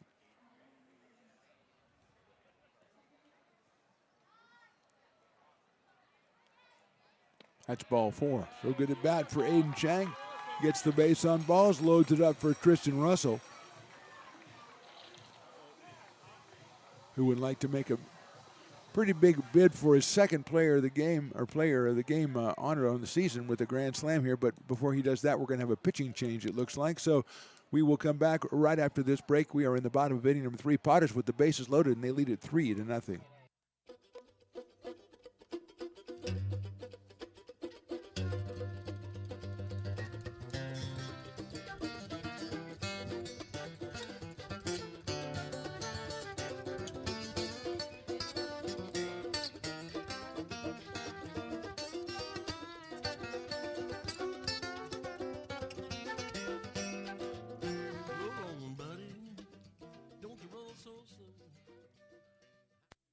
Being a laborer means everything. It was what took care of me when I was growing up. It's what takes care of me now. Because of President Biden and the money he's put into infrastructure, the need for our workforce to expand is out of this world.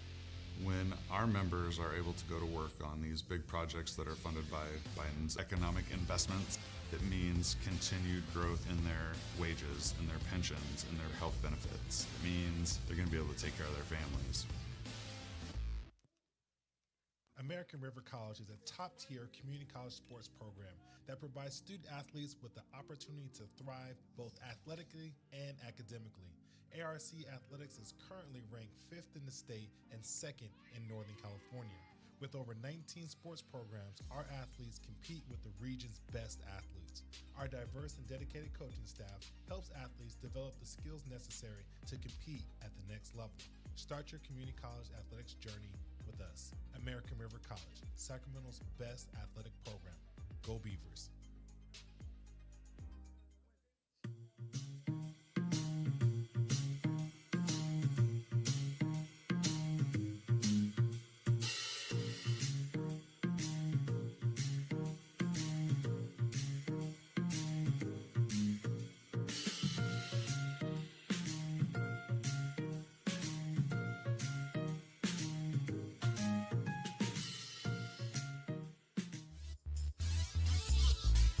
Joshua Kim, the new pitcher for the South Bay Storm, the left-hander, coming to us out of Salinas, California. And he will pitch to Tristan Russell with the bases loaded. Russell hit into a fielder's choice his first time up. He does have a home run, the only Potters home run of the season, and he did get it from the right side in Game 2 against the Novato Knicks. And so he is up here with Diome at third, Williams at second, and Chang at first. And Russell at the plate. And he delivers a strike.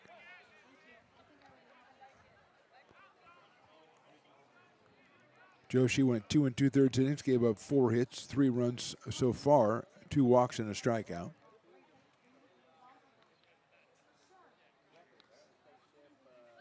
Russell takes a ball, 1-1. Just a little bit low and outside to Tristan Russell. Comes to us from Cypress, Texas. Said he played with Jared Curtis, a former Potter legend, who turned him on to Lincoln, and we're glad he did so. Thank you, Jared Curtis, for steering Tristan our way. 2 balls, 1 strike on the designated hitter. Kind of been rehabbing a little shoulder problem, so he has not been in the outfield as of yet, but that'll come. 2-1 pitch misses outside, so it's 3-1.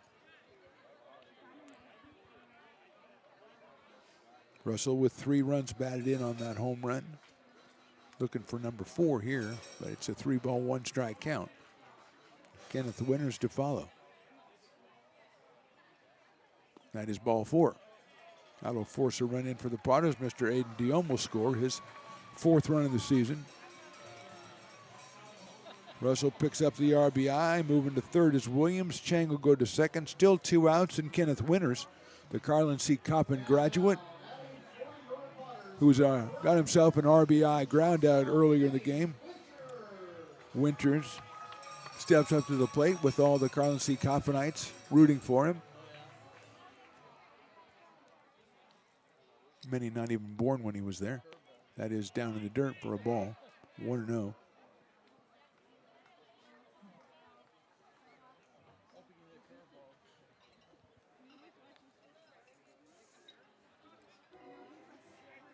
One ball and no strikes on Kenneth Winters.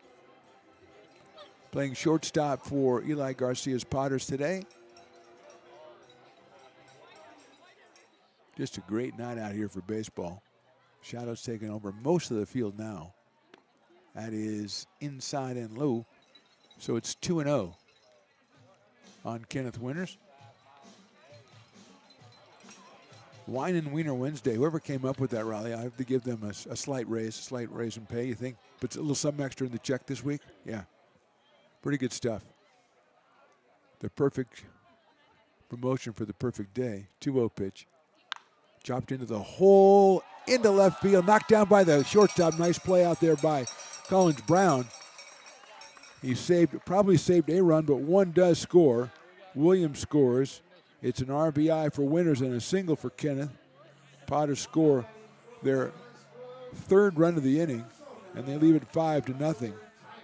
Here's Tyler Russell, who singled his first time up. Little slow grounder to third base that he beat out at first. He is the 9th batter of this inning. The Potters have scored 3 times. They have the bases loaded. And a ball down low.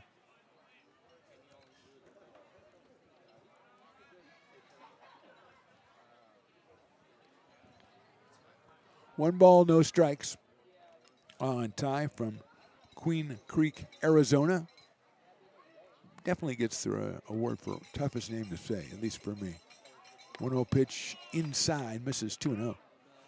Top of the order, Jake Lavin on deck. Potters lead this one 5-0. We're in the bottom of the 3rd inning.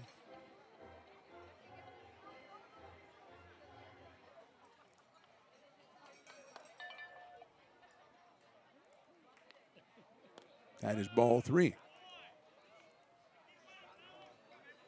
More activity in the bullpen for the Storm. Nobody so far for the Potters, although Owen Hunt has been sitting down a long time in this inning. He has breezed through the first 3 innings with 5 strikeouts and 1 hit allowed. 3-0 coming up. That is ball 4. So Russell will pick up the RBI as Chang scores.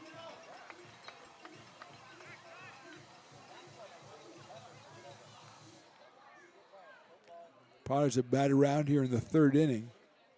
And that'll bring Jake Lavin to the plate. And we'll have another meeting at the mound for the South Bay Storm playing their first game. Looked up their schedule. They'll next be in action on Saturday the 30th. They have a doubleheader, Bay Area Collegiate League doubleheader against the Chico Lone Wolves, who we will see later on in the season here in Lincoln. So here's Lavin. He singled and scored in the first, singled and scored in the third. He is 8 for 13 on the season. Looks like Sebastian Palma is warming up out of Clark University. He is loosening up in the pen, just getting loose just now for the South Bay Storm. And here's Lavin.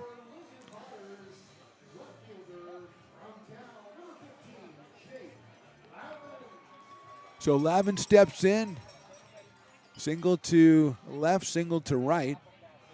So he is 2 for 2 in this one.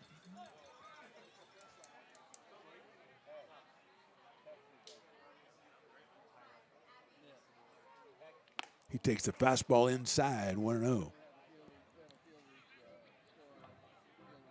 Potters with 3 hits in the inning. They've had 1 Storm error and 3 walks issued.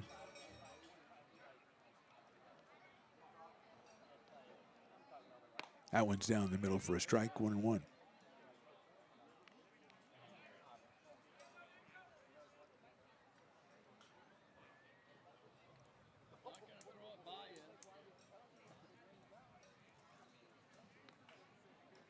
Bases loaded, 2 outs. 1-1 pitch, low and inside, 2-1. I haven't seen the ball very well up there. I mean, you're 8 for 13. You're seeing something.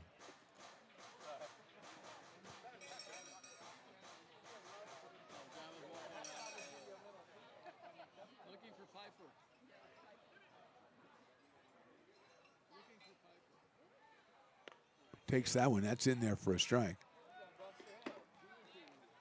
2 balls, 2 strikes on Lavin. 3 runs in for the Potters. Bases loaded here in the third. Packed crowd out here on a Wednesday. Wine and Wiener Wednesday. Lavin swings and misses. He got him on strikes. Potters scored 3 times in the third. We go to the fourth. They lead at 5-0.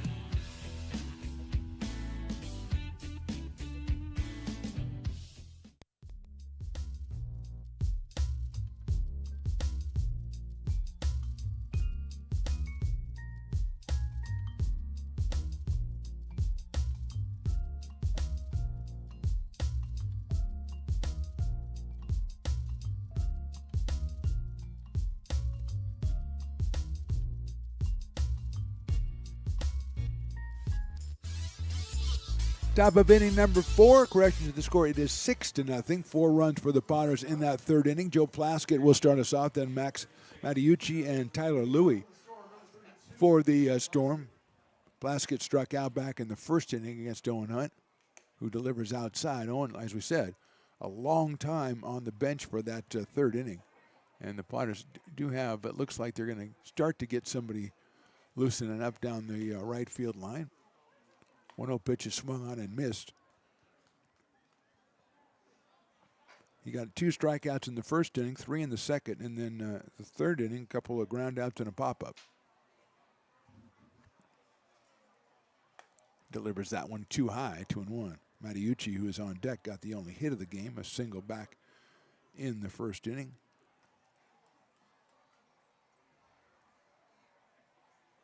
Swing and a miss again, taking something off of that one, going down to about 75 for Owen Hunt.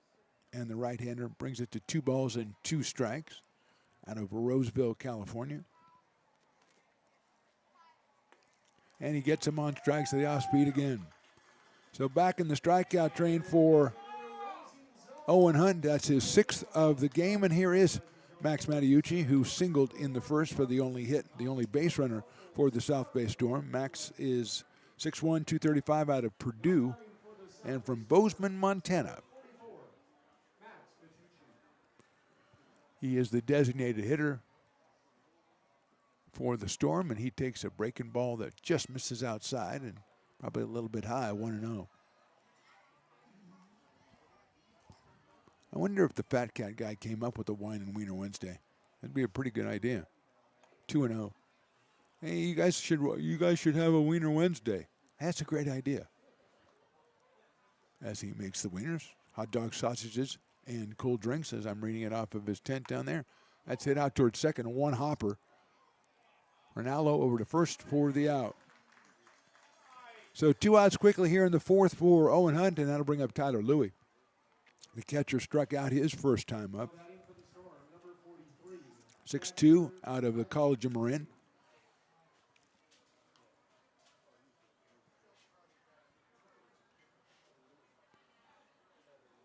The Bay Area Collegiate League's schedule starts for the Storm on Saturday as they'll take on the Chico Lone Wolves. That's a home doubleheader. If you're down there and you want to go check it out, 11 o'clock, and then the second game will follow, of course, about 35 minutes after that first one. We go on out and support the South Bay Storm and the Bay Area Collegiate League. That one's lying down the left field line, but it's a foul ball.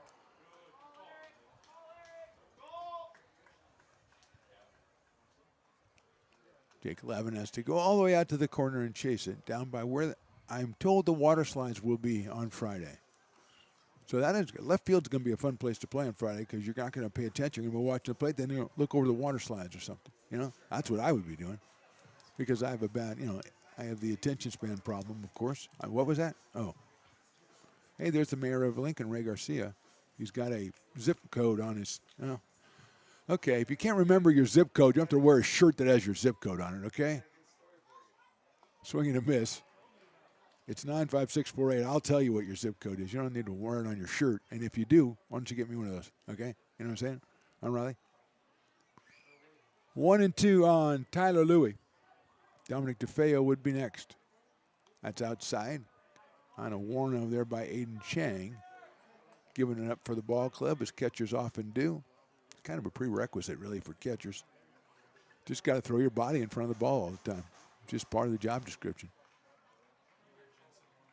6'4" right-hander, 2 balls, 2 strikes. Swing and a miss. He got him on strikes. Good inning again for Hunt. We'll go to the bottom of the 4th. Potters on top, 6-0.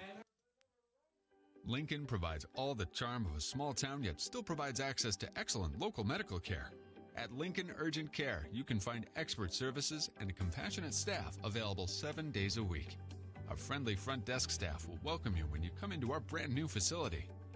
Your wait time will be minimal at our walk-in clinic, unlike the emergency room.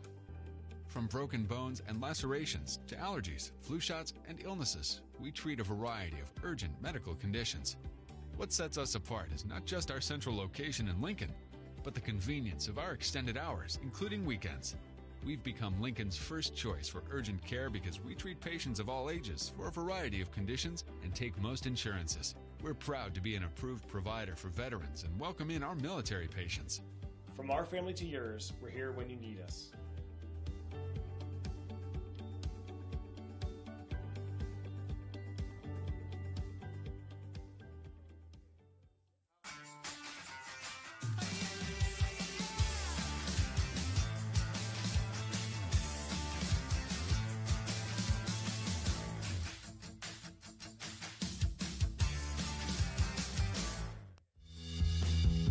If you're in need of a seasoned DUI attorney, contact the law office of Samuel D. Burns Incorporated.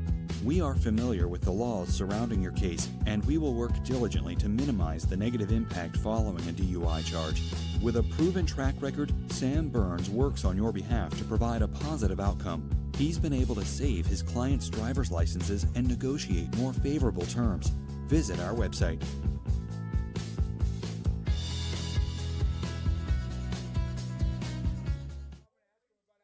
So many local businesses trust Wizix Technology Group when it comes to their office technology. Wizix is a full-service, locally owned company with exceptional service, supplies, and support, which guarantees quick delivery and response times. Copiers, printers, scanners, business phone systems, EV charging, document management, and more. Join the ever-growing list of local businesses and win with Wizix, the largest independent provider in the Valley. Wizix, office technology made easy. Bottom of inning number 4, it'll be Brady Rinaldo, Aiden Diome, and Ty McGraw against the second pitcher for the South Bay Storm. That is Joshua Kim, the left-hander out of Salinas, California, who came on to relieve Amrit Joshi in the third inning, got the final out. And here's Rinaldo, who is fly to left and struck out, and he pops that one up right side. Looks like Renteria in foul territory. Corrals it and makes the catch for the first out. So 1 out here in the fourth, and that'll bring up Aiden Diome, who was hit a sacrifice fly and singled. Peter Jensen loosening up. We might have seen the last of Owen Hunt, although he might well be our player of the game. So you and I, Riley, have not seen the last of him. He has been tremendous so far, but we think it'll be Peter Jensen, the right-hander out of Sacramento and Sac City College, coming on in the fifth inning. So here's Diome. He flied out to center, a sac fly in the first, and then singled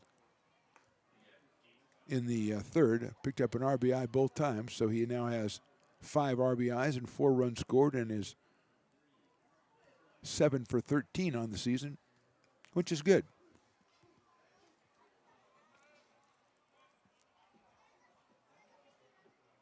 And that is outside for a ball. 1 ball, 1 strike on Aiden Diome.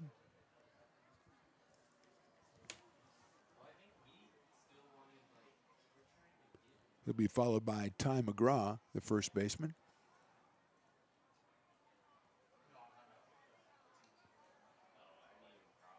Diome swings and misses the ball in the inside corner, actually fouled it off. In and out of the glove of Tyler Louis. So it'll be 1 ball and 2 strikes. Potters trying to get their 3rd win of the season against 1 loss. They will take on the California Red Tails this weekend, a Friday night game, a Saturday night game. That's fireworks and Disney night as well. And then a Sunday afternoon affair starts at 1:05. Look out, that's over the head of the left-handed hitting third baseman.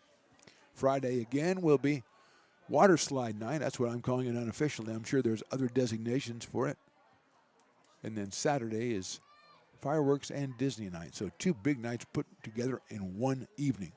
Because fireworks is huge, and so is Disney night. 2-2 coming up. Diome hits it high up in the air to center field.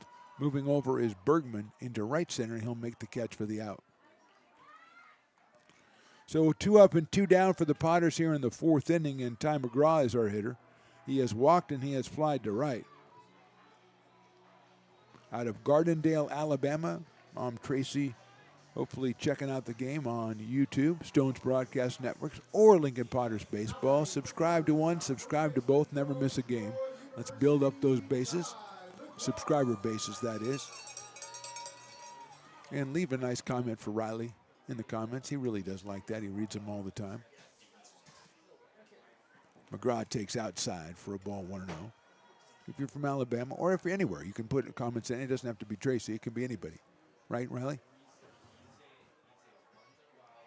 Maybe get your thoughts on Wiener Wednesday, wine and Wiener Wednesday. What wine goes best with what wiener, so to speak, if I can say that? That's fouled out of play. I believe I can. 1-1 on Ty McGraw. Came in 5 for 11, so he's 5 for 12 right now.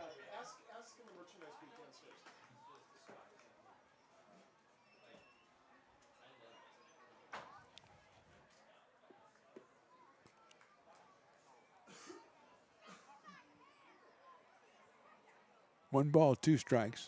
Inside for a ball, 2-2.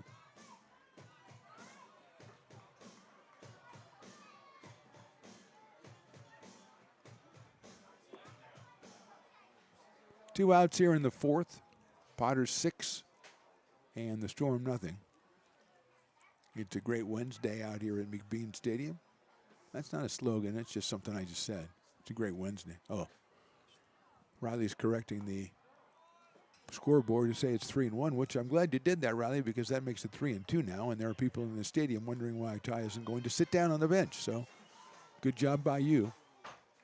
Brian Williams waits on deck, hopefully getting a chance here in this fourth inning. And that's looped out into left field. It is a foul ball. Could have been trouble, but couldn't keep it fair.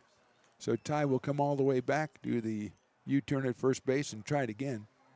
3 balls and 2 strikes.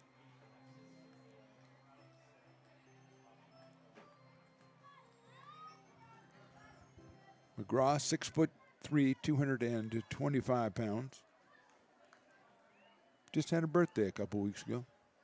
Yeah, Riley didn't wish him a happy birthday. Maybe do that. When he comes up here, we'll play with the game one of these days soon. You can wish him a happy birthday. Belated. Get him a car. It's belated. Well, you didn't know. I mean, I always read, the rosters for birthdays so I can send cards and stuff, But you didn't know. Hit well into left center field. Bergman on the run. Still on the run. He's not going to get there. It's a base hit from McGraw. He rounds first, and that's all he's going to get. I think it was going to go farther. There's a little bit of a breeze out there kind of knocking it down. And Bergman, who robbed Deom earlier, couldn't get to that one, and McGraw has the hit. That is the 6th hit for the Potters in this one. Brian Williams, who has singled and reached on an error, is the batter. Brian's playing right field for the Potters tonight. 4 for 14 on the year. Inside, barely got out of the way of that one. 1 ball and no strikes. He's followed by Aiden Chang.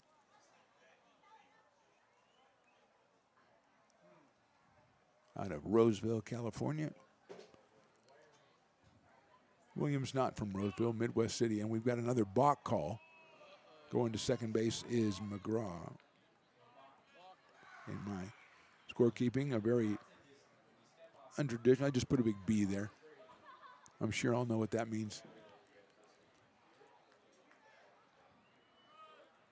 So Williams now has McGraw hopefully in scoring position. Kim at second base moving over close. That leaves an opening. Williams takes outside. So Brian can poke the ball into right field. He's got a big, wide open territory there.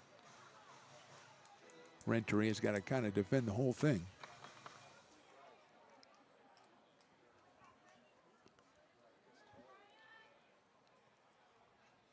Williams hits sharply up the middle. That will get into center field, a base hit. Here comes around third McGraw. The throw to the plate is going to be cut off. It's an RBI single for Williams. The Potters take a 7-0 lead. Second hit of the game for Brian Williams. A sharp single right up the middle.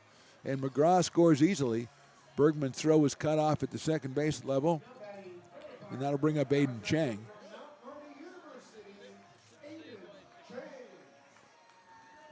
Aiden Chang has reached on an error and walked. He scored a run in this one.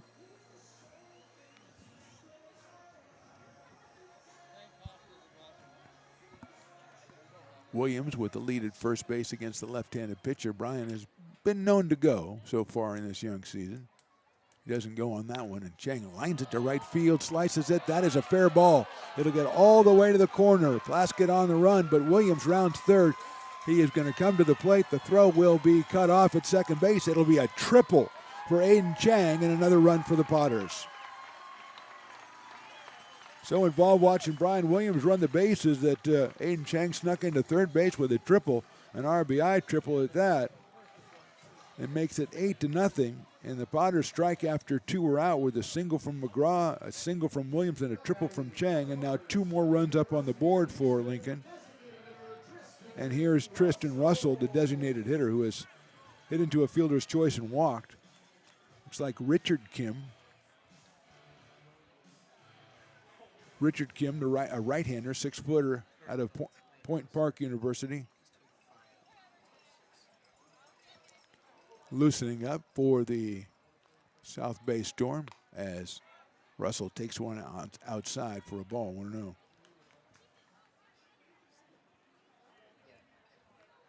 So it's Palma is warming up, Sebastian Palma. We saw him earlier. He's up again in the pen for the Storm. That's it sharply, but foul down the left field line through the bullpen area. So it's 1-1 now on Tristan Russell, a designated hitter out of Cypress, Texas. He's got Chang over at third base, Aiden with the run-scoring triple there to bring Brian Williams all the way around. That's a sharp shot into left field. That's a clean base hit and an RBI for Russell. His second of the day. Scoring is Aiden Chang. Potters push the lead up to 9-0. And that will bring up Kenneth Winters, the Carlin C. Coppin product. He's grounded out and singled and drove in a run both times, so he is 1 for 2 with 2 runs driven in. He's got Russell over at first base.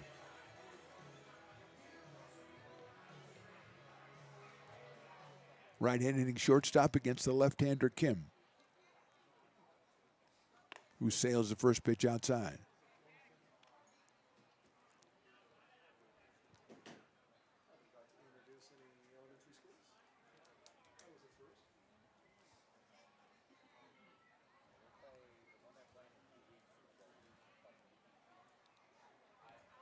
That one also sails outside, so it's 2-0 on Kenneth Winters, shortstop out of Lincoln, California, at Carlin C. Coppin Elementary School and California Baptist University. And we'll have a meeting at the mound for the South Bay Storm. We have Sebastian Palma, who's been warming up out at the pen, the 5'10" right-hander out of Clark University. And let's see if they're going to go ahead and make the move or the Storm. Again, they don't play again until Saturday when they take on Chico. And we are going to have a new pitcher, it looks like, coming in. So we'll take a break here. We are in the bottom of inning number 4. The Potters with the big lead at 9-0. This job is the Esplanade at Turkey Creek phases 4 and 5.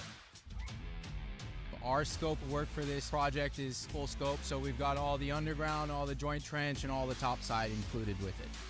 We're putting in sewer pipe, manholes. We're not doing services yet. We go through and do all the main line, and then we come back and do all the services after that. I would say this project right here, the one we're working on, is probably about a 2-month project. It's very costly to the developer, so beating the schedule is very important, more important than most projects.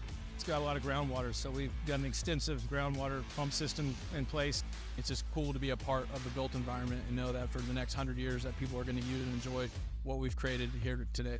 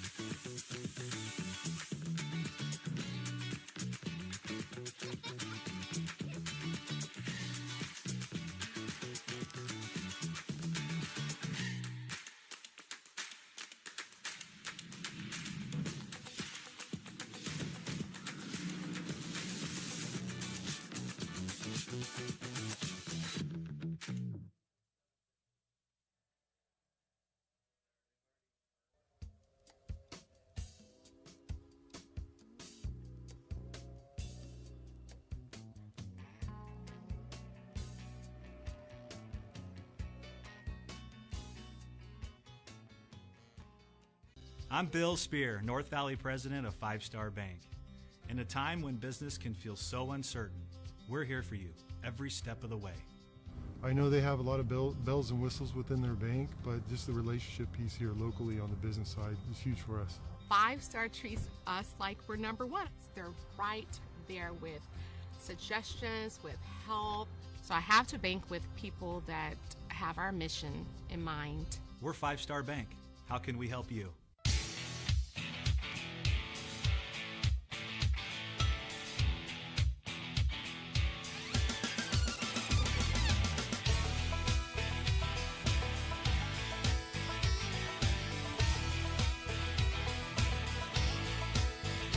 Well, I walk into the room, passing out $100 bills, and it kills and it thrills like the horns on my Silverado grill. And I buy the bar. Sebastian Palma is the new pitcher, 5'10", out of Clark University from Antioch, California. He will face Kenneth Winters, who he will inherit a 2-0 count on the shortstop, who is 1 for 2 with a pair of runs batted in today. And on a day where Carlin C. Coppin School has got some students here, he is a product of that same fine institution. Outside, there goes the runner. The throw to second base is too late by Tyler Louie. And sliding in is Russell.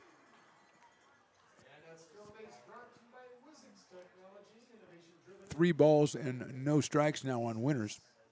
He's followed by Ty Russell. So Palma is the third pitcher.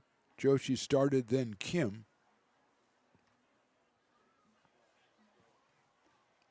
High and inside, ball 4. Winters reaches base for the second time today. First and second now for the Potters. 2 out in the inning. Their first 2 batters were retired, and a single, a triple, a single, and a walk. And now Ty Russell, who has singled and walked himself and has an RBI in this one, comes up to the plate out of Queen Creek, Arizona.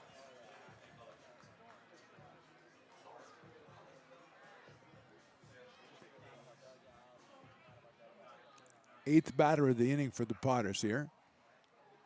Palma's pitch is outside. Potters scored 4 times in the third inning, have scored 3 times so far here in the fourth. Russell 4 for 12 on the season.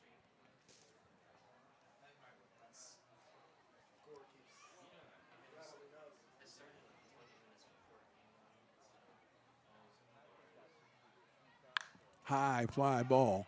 Short center field going out the shortstop. Coming in the center fielder, Bergman, he will call for it. He will make the play. So 3 runs for the Potters. We go to the 5th. They lead at 9-0.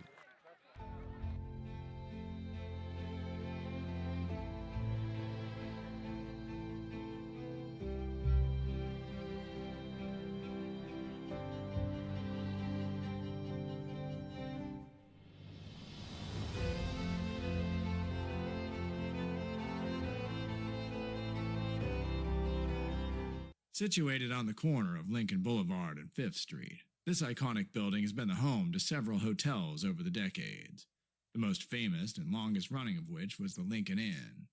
Having undergone several renovations and architectural changes, this building is the current home of Old Town Pizza, which boasts not 1 but 2 floors for your dining enjoyment, including open-air seating on the roof.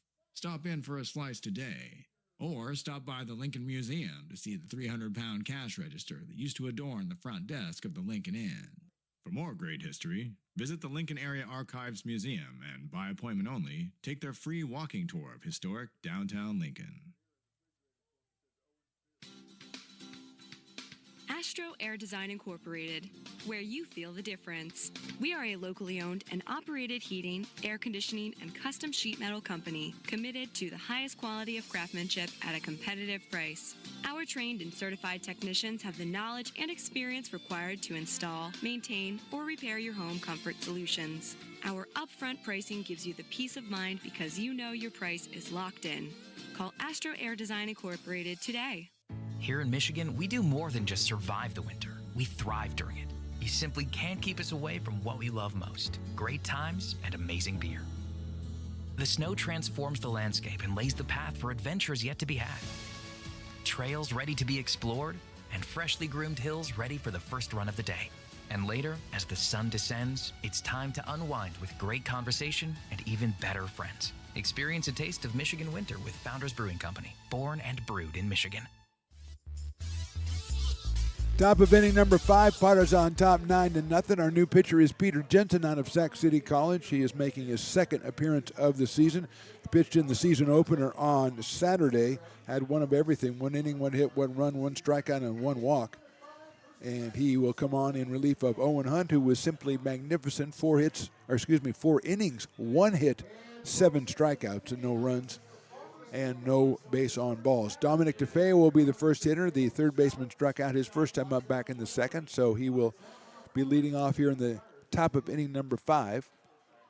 The first game of the season for the South Bay Storm, leading into Saturday's doubleheader against Chico as they start their league season. There's a chopper right back up the middle on the first pitch, and it's a base hit for Dominic DeFeo. That is the first batter of the 5th inning, and if Peter made an out, it would have been half off Farmers Brewing, but he did not, so it is not. And I hate to bring in this news, but I have to do it. It's my job. It's like Walter Cronkite couldn't always tell you good stuff. He had to tell you the bad stuff, too. As Raleigh goes, who the heck is Walter Cronkite? And I respect that. Who would I say now? Who's a newsman now that everybody knows who it is? I don't know. I don't know. Here's Miles Bergman, the center fielder. Swings and misses at Jensen's first offering. 0-1. But anyway, my point being, I got to tell you the bad with the good. That's what I'm saying, Riley. And that time it was a base hit up the middle, and no one gets beer. It is a wine and wiener Wednesday, though, so you still got that going for you. I'm sure there's deals on the wine. I know there's $2 off the wieners. I know that. I don't know about the wine deals. I'm sure they're good. Jensen to the plate with a fastball in there for a strike. 0-2. That's 89 miles an hour from PJ, as he's called by probably nobody. 0-2. I like that. Riley's coming up with marketing. If you get wine and a wiener to go with the spirit of the day, you get more of a discount than if you just get one individually. That's a line foul down the first baseline. That's a really good idea, Riley. Maybe you've missed your calling. Maybe you should put aside this engineering thing and go into marketing. We'll float it to them. Maybe the next. I'm sure they'll do it again. Maybe next Wednesday or the next Wednesday there's a game. I'm sure they'll do it again. Let's look at this now. Okay, so today there's next 3 Wednesdays they are not playing at home, but on the 25th. That's my son's birthday. I'm sure that's why they'll do it. West Coast Kings will be in town. It's time for another Wine and Wiener Wednesday. And Riley's putting up a special offer. We'll have to run it by the powers that be, as you know, Riley, but I'm sure they're going to have to get their wine and then go over get the wiener with the wine in their hand to show them they're doing it. I don't know. It's got a couple of problems with it, but I think we can get around them. I think these are hurdles that we can overcome to bring the best promotion possible for the Lincoln Potter fans. I mean, look how they've turned out for the first 4 games. Just fantastic. Wednesday afternoon, Wednesday evening out here. We got the packed house watching the Potters lead this one. Fouled off again by Bergman. Miles 0 for 1 so far.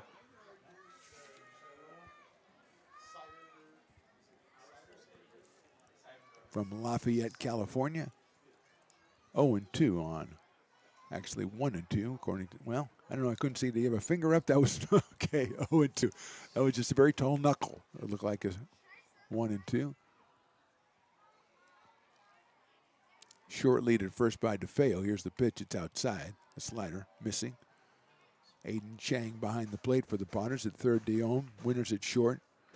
Rinaldo at second. McGraw at first. Williams, Ty Russell, and Lavin in the outfield for the Potters at 2-1. Trying to get to 3-1.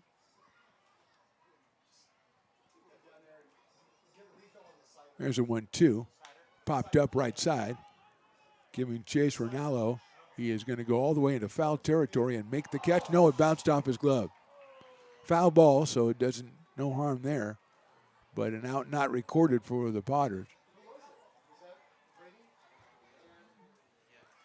Had to go all the way from second base into the foul territory. Seemed like he had a beat on it. Bounced off the glove, and another try for Miles Bergman with Sean Renteria on deck.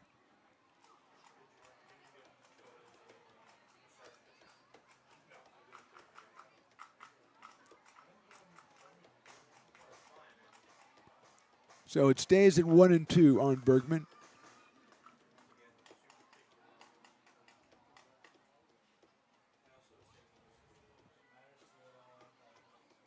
It's in there for a call, strike 3. Beautiful slider from Pete Jensen. And Bergman is retired on strikes for the second straight time, and that'll bring up Jordan Sean Renteria. The first baseman out of Avila University in San Francisco, California.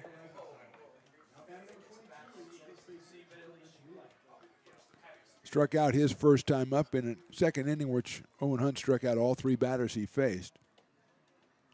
DeFeo still over at first base with 1 out. Fastball by Jensen misses. 1-0. First PEL game for the Potters. Looks like it is the 18th on the road against the Mudcats. Then they'll have the Humboldt Crabs in on the 20th, 21st, and 22nd. That'll be the first home conference matchup as that one goes back to the screen, and DeFeo will go down to second base on the wild pitch. So once they get it started, they got that Crabs coming in, and then they've got a couple against the West Coast Kings on the road to the Crabs. Then the Kings come in. The Kings will be in on Friday, the 4th of July. That obviously will be a tremendous event, fireworks and everything. The next day is a movie night. I think that's the day they're showing Sandlot out here, 8 o'clock out at McBean Stadium. So there's no game. It's not during the middle of the game. They're going to put it up on the center field fence there, but they could do that, but they're not going to. 2-0 pitch. Did he get the corner? Yes, he did. 2-1.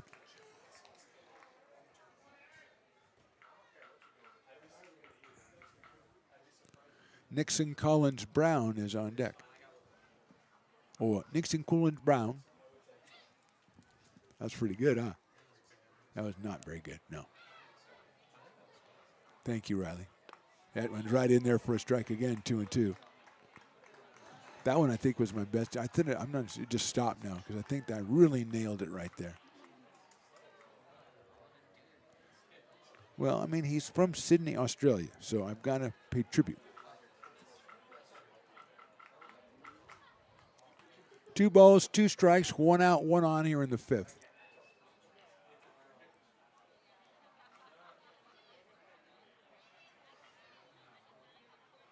Jensen misses with that slider, so it runs the count to 3-2.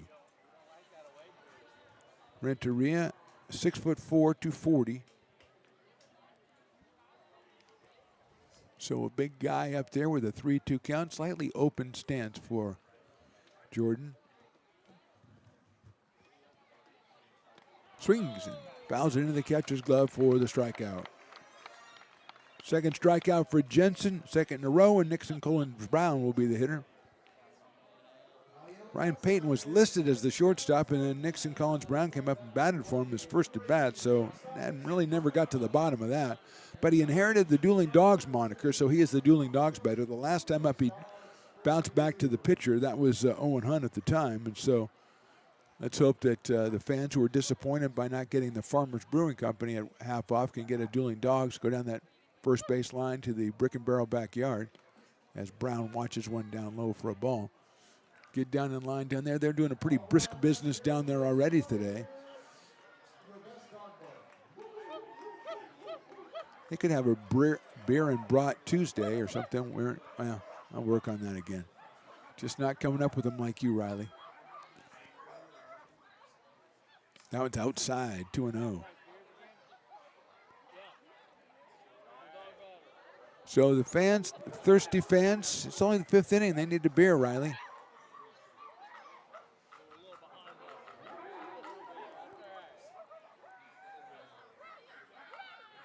A lot of dogs barking, a lot of other unidentified animal sounds. I think there's a hyena in there. There might be a parrot. It's hard to tell. 2-0 pitches in there for a strike, 2-1.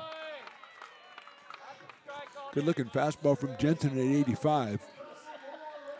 2-1, and so I guess we're going to have different. It's like a jungle out there now. There's cheetahs and all kinds of things.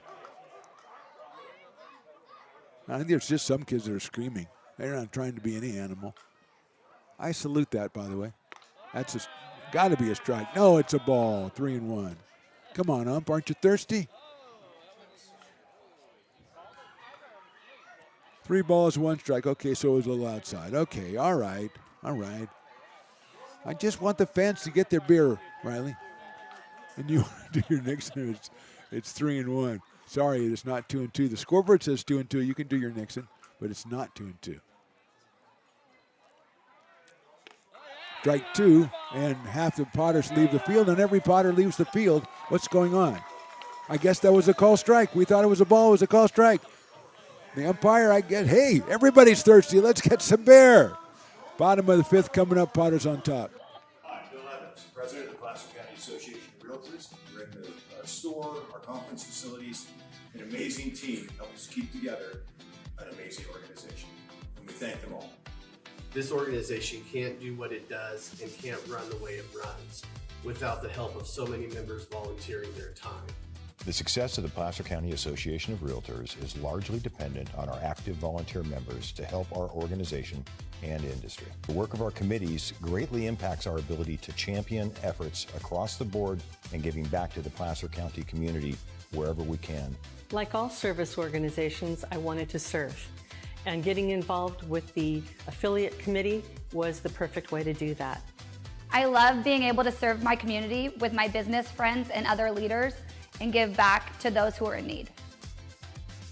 The thing I love about the PCAR committees is they all work toward the same goal of bringing the community together to support those in need in our surrounding area. I instantly came to the meeting and had a wonderful time, felt like I was a part of something bigger, and it was just the start of my leadership journey.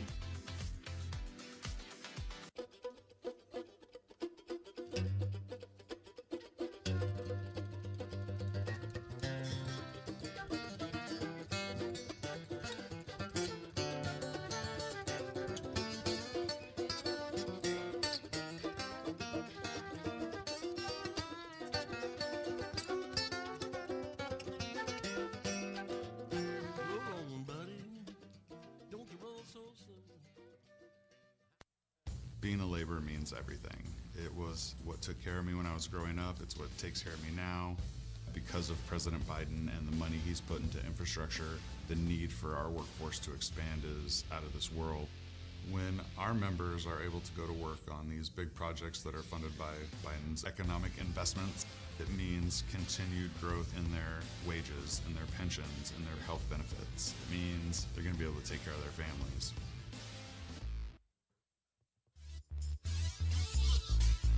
Bottom of inning number 5. Potters on top 9-0. Sebastian Palma back out on the mound for the South Bay Storm. He will face the top of the order, Jake Lavin, Brady Ronaldo, and Aiden Diome for the Potters. Lavin 2 for 3 so far in this one with an RBI, a couple of runs scored. Struck out in the 3rd inning, so a single in the 1st and score, a single in the 3rd and score, and then he's up the 2nd time in the 3rd inning and struck out. And he takes that one outside.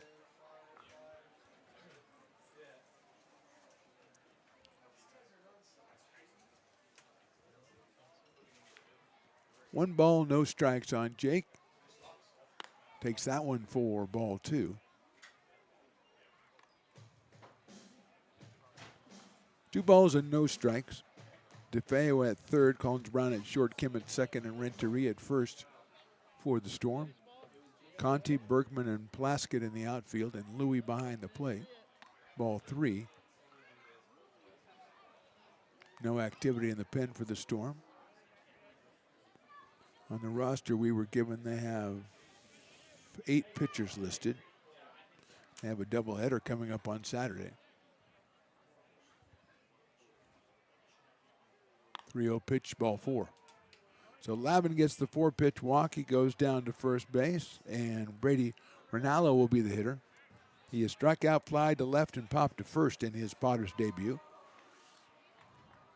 Meeting at the mound again for the South Bay Storm. Again, they didn't have anybody warming up, although they're getting someone up now. Get it all together. Remember, this is the first game of the season for this team. Just trying to meet everybody and work the kinks out. It's a short meeting. The manager leaves early. The players stay around. They're going to chat about it a little bit further. until the umpire says, let's just break this up. I say we do that right now. Looks like Cal Elvis has come out of the dugout to bat for Aiden Diome.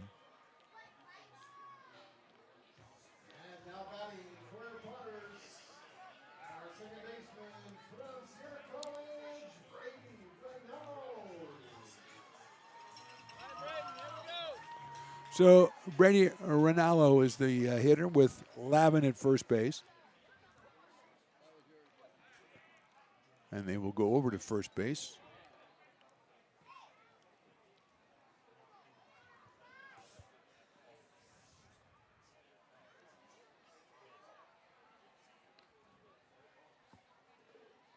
Now to the plate. No, Palma says, no, I'm not going to the plate yet. We might have a new first baseman.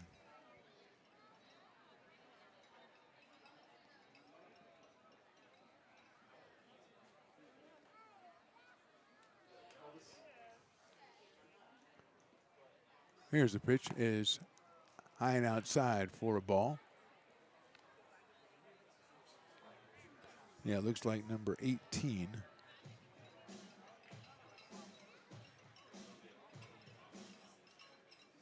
Oh, that's Collins Brown has moved over to first base. That's outside, gets away from the catcher, and going down to second base is Lavin.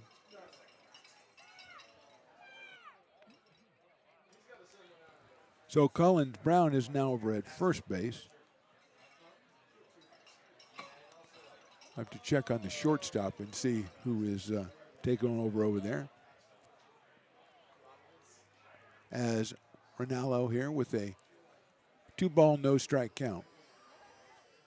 And we said Cal Elvis is out on deck to bat for Aiden Diome. Look out, that's ball 3. 3-0.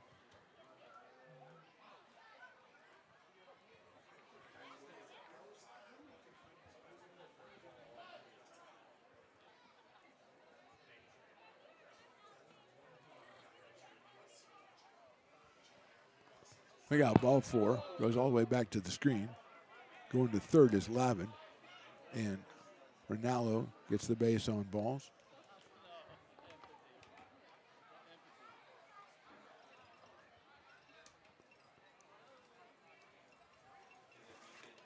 And we're going to have a meeting at the mound again for the South Bay Storm.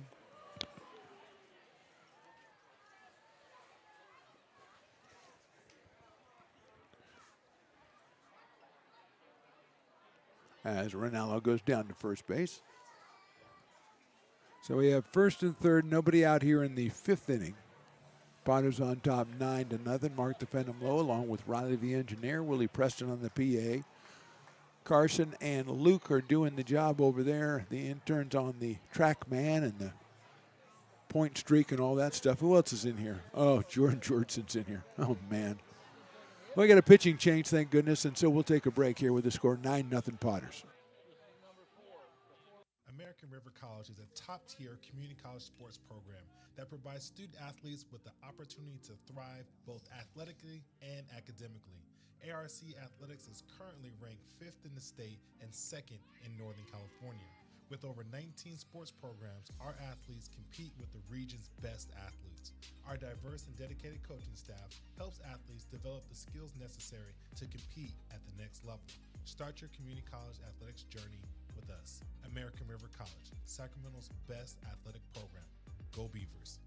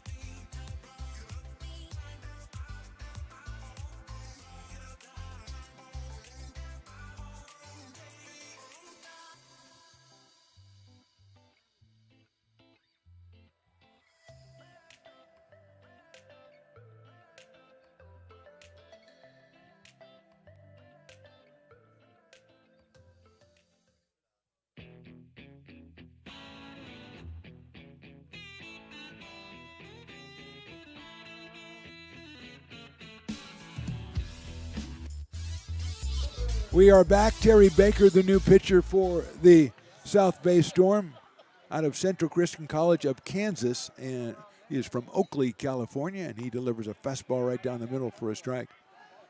We've got a wholesale changes on the infield for the Storm. At third base now is number 4, that's Elijah Cernak. At shortstop, number 5, Ron Dutt. At second base, number 30, as that ball's popped up on the infield. Shortstop is rounding around and can't make the play. Let's see if he gets the force at second. He will. So it'll be a fielder's choice. Lavin will stay at third.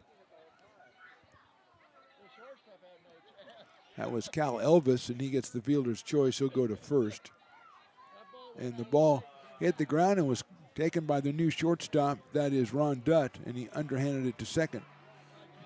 Number 30, Diego Hernandez, taking that one. So there we go.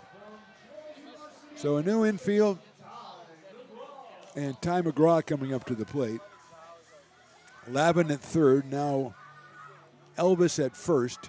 One out here in the fifth. Go over to first base, and Elvis is back in.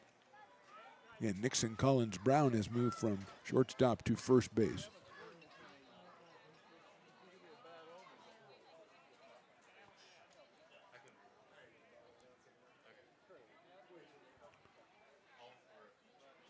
That one is down low. Brian Williams Jr. on deck for the Potters, who lead this one 9-0. They have runners at first and third with one out here in the fifth inning. Potters with 9 hits on the day, or on the evening. Baker's next pitch inside. It might have caught a little bit of McGraw, but Ty says, no, I'm good. I'm fine. It's all good. 2-0. Rather get up here and hack. Don't want to go to first base. Potters with some activity in their bullpen as well. Jensen pitched an inning after Owen Hunt went the first 4, swinging a miss by Ty McGraw. 2-1 now on the first baseman out of Gardendale, Alabama. 5 for 11 coming in. He's 1 for 2 today, puts him at 6 for 13. He scored his 5th run of the season back in the 4th inning. We got a balk on Baker, and that will allow Lavin to score, and going to second will be Elvis. And I think Elvis got off the bag, and I think that's what caused Baker to flinch. And the balk was called. That's the 3rd balk on South City today, which is maybe a record. I don't know. I have to go back into the archives, check that out. So the Potters score a run without benefit of a hit here in the 5th inning. McGraw hits it sharply. That's a base hit to right field. Coming around third is Elvis. The throw to the plate is going to be in time, and the tag is made on Cal Elvis.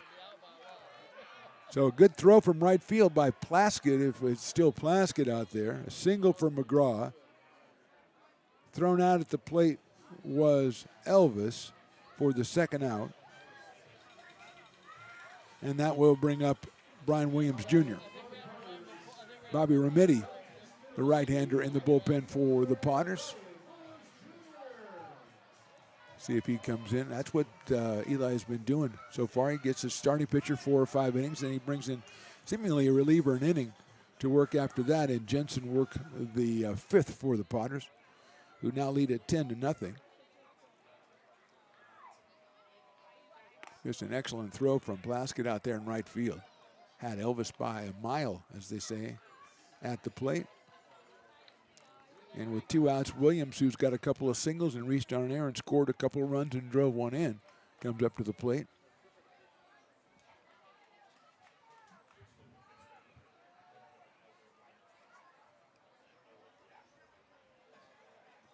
That one is down low for a ball. McGraw went to second on the throw to the plate, so he is out there now. But I can't say in scoring position the way things have been going today.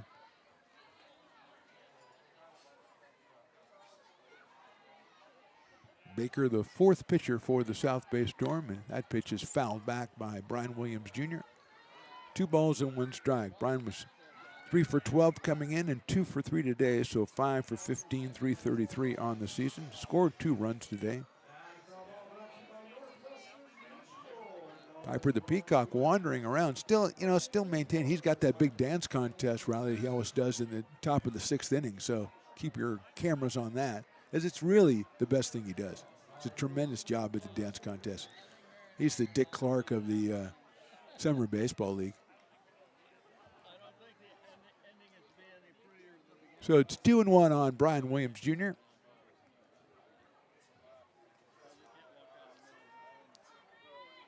Baker looking back at McGraw at second base. Inside fastball is fouled down the third baseline, so even the count at 2-2. Actually took something off that one, did Baker. 6'4" Terry Baker, 190 out of Central Christian College of Kansas. Originally from Oakley, California. Everybody on the Storm from California except for one guy from Bozeman, Montana, and one from Sydney, Australia.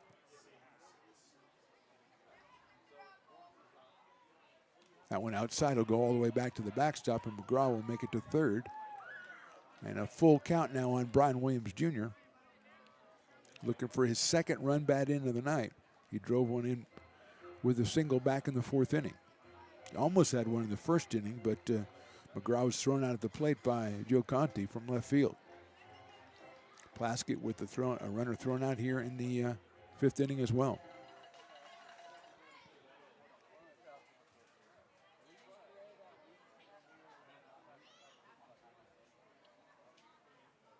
That's inside, ball 4.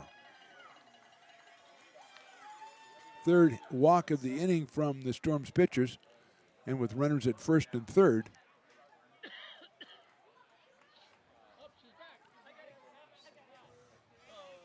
That'll bring up number 7, Brady Fern. Out of Citrus Heights. Graduating senior Brady Fern will make his debut here.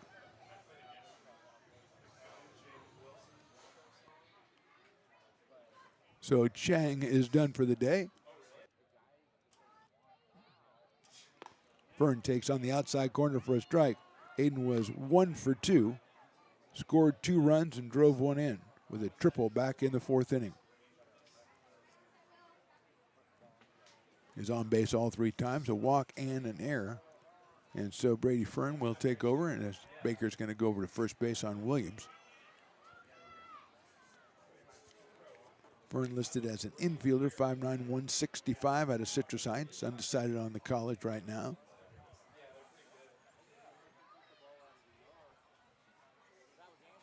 He takes on the outside corner for a strike.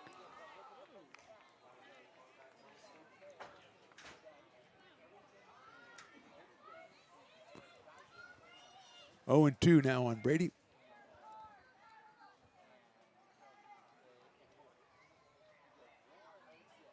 That one misses outside.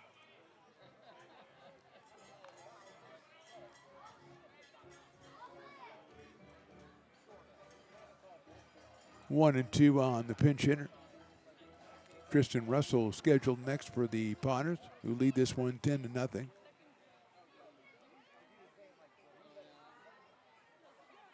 Fern takes outside.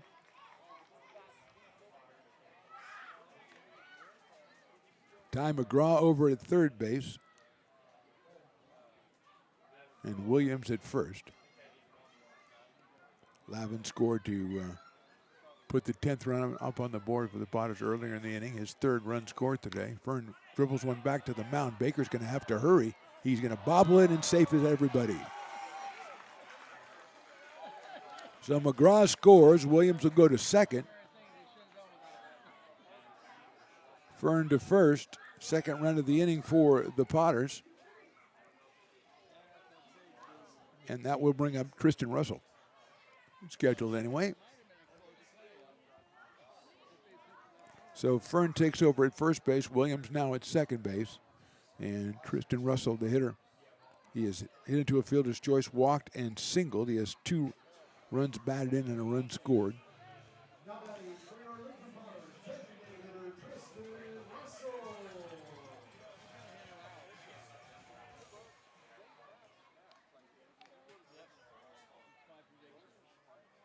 Russell swings and misses, swings through that one, 0-1.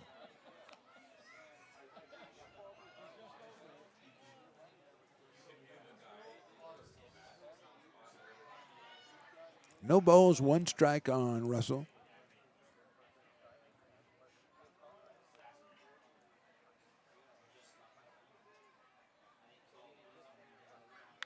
Slices 1 foul down the left field line. Russell with a couple of RBI today, now with 5 on the season, had the big 3-run home run a couple of days ago against Novato. Right now it's 0-2 on Tristan.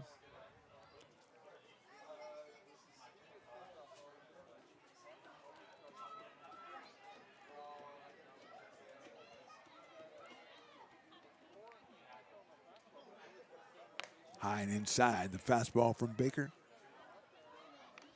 Terry, the 4th pitcher for the Storm. Joshi started, then Kim and Palma before Terry Baker come in here in the 5th. Potters with 1 in the 1st, 1 in the 2nd, 4 in the 3rd, 3 in the 4th, and 2 so far in the 5th. Line drive right field, that is down for a base hit. It's going to go all the way to the wall. Here comes Winters, he will score. Fern is rounding third, he's going to be sent. The throw comes in late. It's a triple for Tristan Russell. 2 more runs score for the Potters.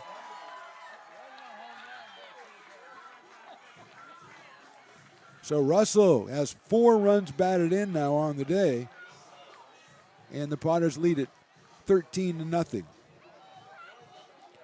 Just a sharp line drive by Tristan down the right field line, went all the way to the wall. And here comes Kenneth Winters, the Carlin C. Coppin product. Potters have scored 4 times here in the inning. And here's Winters, who has grounded out, singled, and walked. He has 2 runs batted in on the night. The shortstop batting right-handed against Terry Baker. Fouls that one back to the screen, 0-1.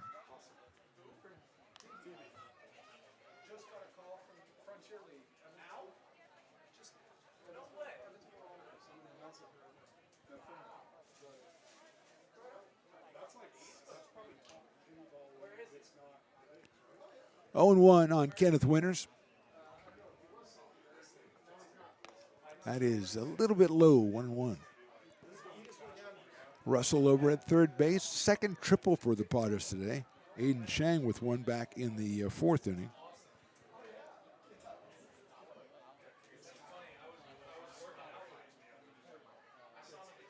Swing and miss.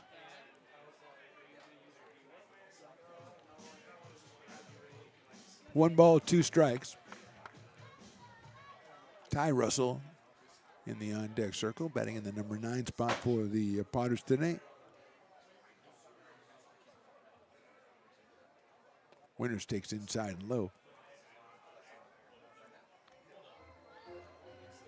2-2 now. Piper the Peacock sitting there going, I want my dance contest to start. He's got to be lining up his, getting some applications out to the dancers. That slice foul down the right field line by Kenneth Winters, and it will be over in the VIP area over the top of him. They got it all going on out there, the tables and chairs and permanent seats that Stone's put in there and everything. So you can watch the game, mill around. You got a great area out there. I would call, the Lincoln Potters office or go to lincolnpotters.com and find out about getting myself some tickets out there this season. Foul back to the screen. I just all of a sudden got seized by the fever, Riley, and I just said, I had to get there. Maybe I'll just go out and do a game from out there. Can you set this up out there that we can do a game from? Okay, I want you to work on that. When you're not coming up with great promotions, I want you to work out how we can broadcast the game from the VIP area. And I guess from the water slides on Friday, because that might be pretty cool. Winner swings and misses, and that's the inning. Potters score 4 in the 5th. We go to the 6th. They're on top, 13-0.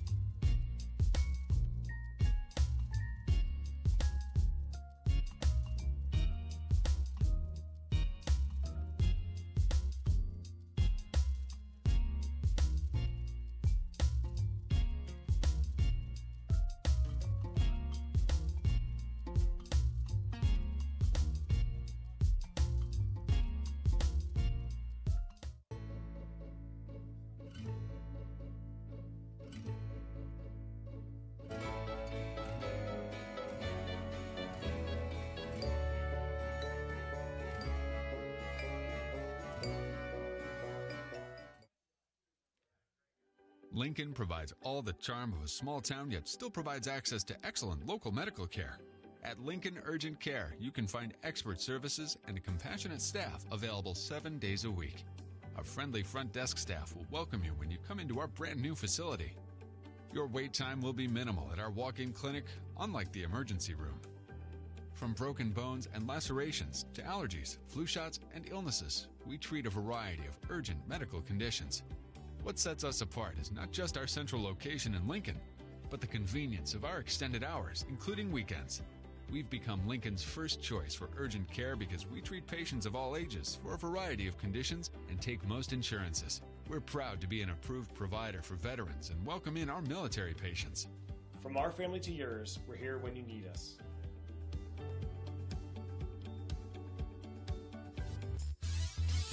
Top of inning number 6 from McBean Stadium. Mark the Fenton Low along with Riley the engineer. Bobby Remedi is the new pitcher for the Potters, and he delivers a strike right down the middle on cue.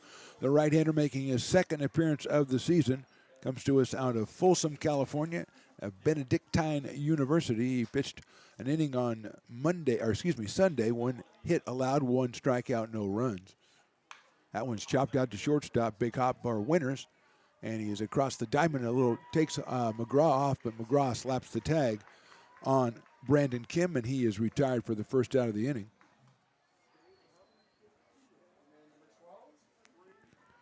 That brings up number 12. He is Joseph Conti, the left fielder. We've got number 41. That is Scott Diaz. So Diaz will come on for Conti.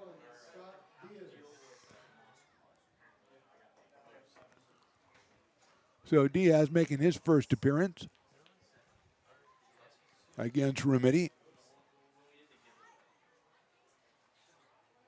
And Bobby delivers a strike right down the middle. Scott Diaz out of Cabrillo College in Morgan Hill, California. Batting for Joseph Conti, who was 0 for 2 while he was in there, the left fielder. Did have a nice assist, threw a run rider home early in the game as Diaz swings and misses.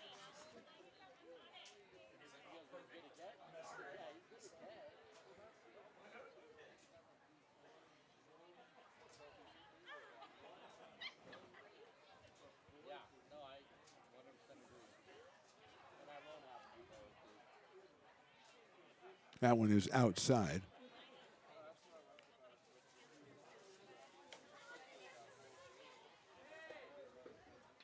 One ball and 2 strikes on Scott Diaz. Joe Plaskett scheduled next. Check swing inside, missed the corner, 2-2.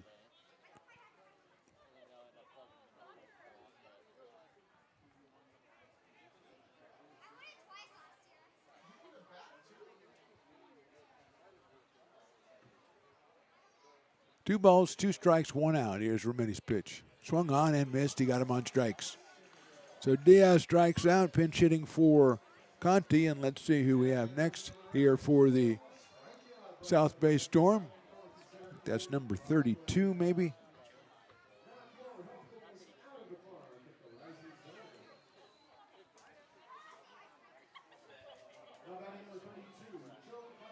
So that's Joe Plaskett. Okay.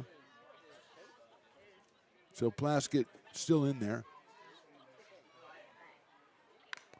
Chops one foul.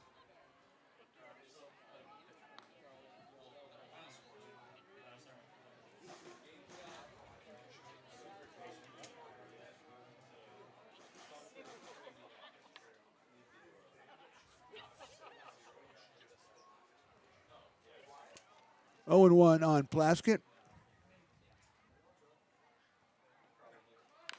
Chops that one foul at the plate, so it's quickly 0-2 on Joe.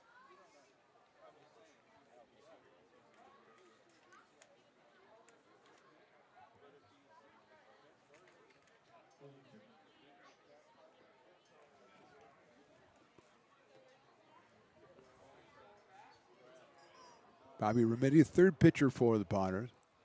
Owen Hunt started with the first 4, then Pete Jensen came on, pitched the 5th, gave up 1 hit, and struck out 3. Potters pitchers with 11 strikeouts so far in this one. Hunt had 7 in his 4 innings of work.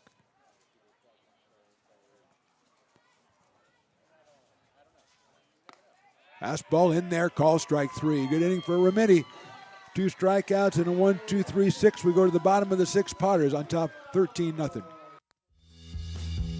If you're in need of a seasoned DUI attorney, contact the law office of Samuel D. Burns Incorporated. We are familiar with the laws surrounding your case, and we will work diligently to minimize the negative impact following a DUI charge. With a proven track record, Sam Burns works on your behalf to provide a positive outcome. He's been able to save his clients' driver's licenses and negotiate more favorable terms. Visit our website.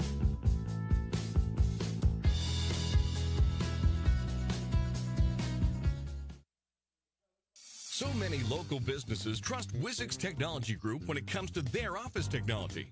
Wizix is a full-service, locally owned company with exceptional service, supplies, and support, which guarantees quick delivery and response times. Copiers, printers, scanners, business phone systems, EV charging, document management, and more. Join the ever-growing list of local businesses and win with Wizix, the largest independent provider in the Valley. Wizix, office technology made easy. This job is Esplanade at Turkey Creek phases 4 and 5. Our scope of work for this project is full scope, so we've got all the underground, all the joint trench, and all the topside included with it. We're putting in sewer pipe, manholes. We're not doing services yet. We go through and do all the main line, and then we come back and do all the services after that. I would say this project right here, the one we're working on, is probably about a 2-month project. It's very costly to the developer, so beating the schedule is very important, more important than most projects. It's got a lot of groundwater, so we've got an extensive groundwater pump system in place. It's just cool to be a part of the built environment and know that for the next 100 years that people are going to use and enjoy what we've created here today.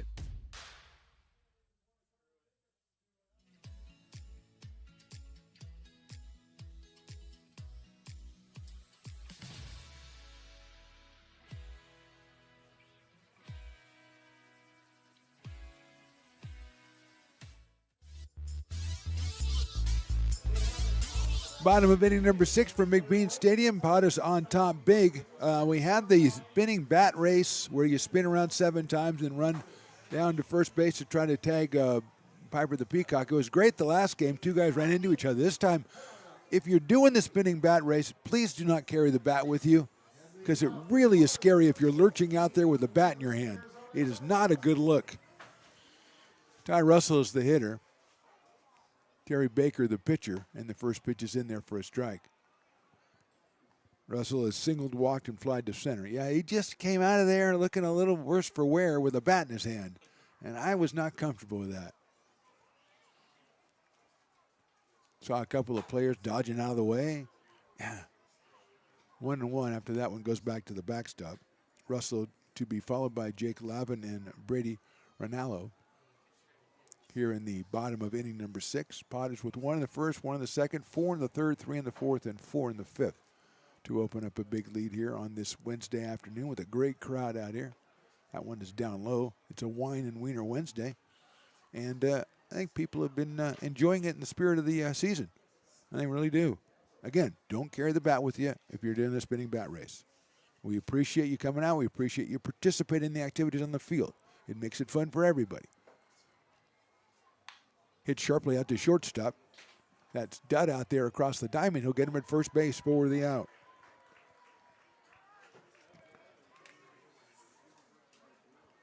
Ron Dutt out of Community College of San Francisco and out of Rockland, California with the play there at shortstop. And here's Jake Lavin.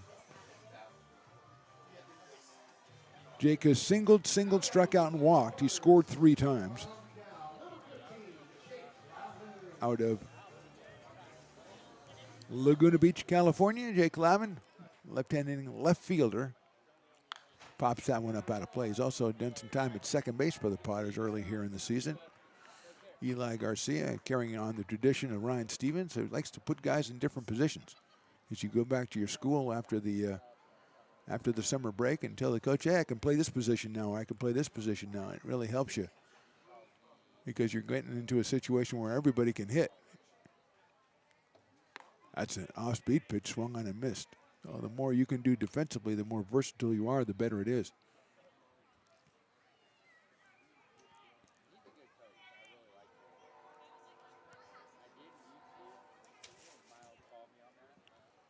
So it's 0-2.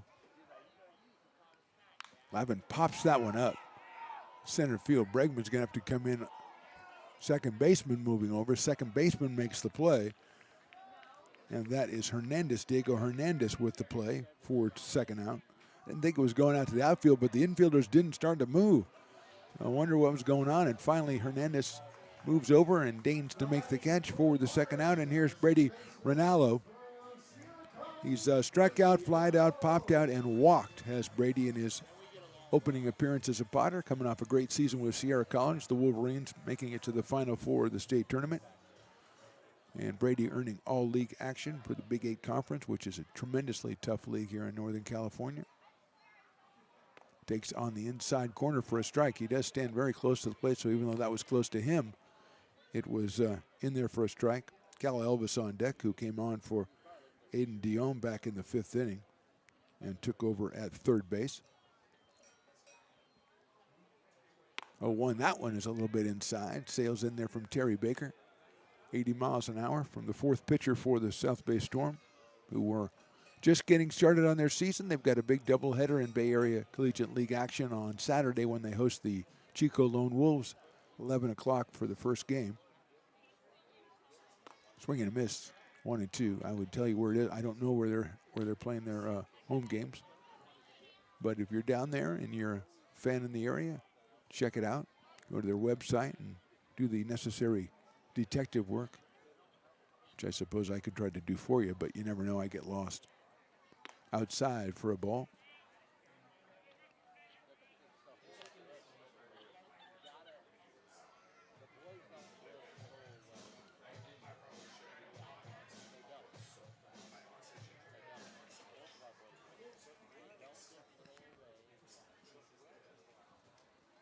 Two and two on Rinaldo.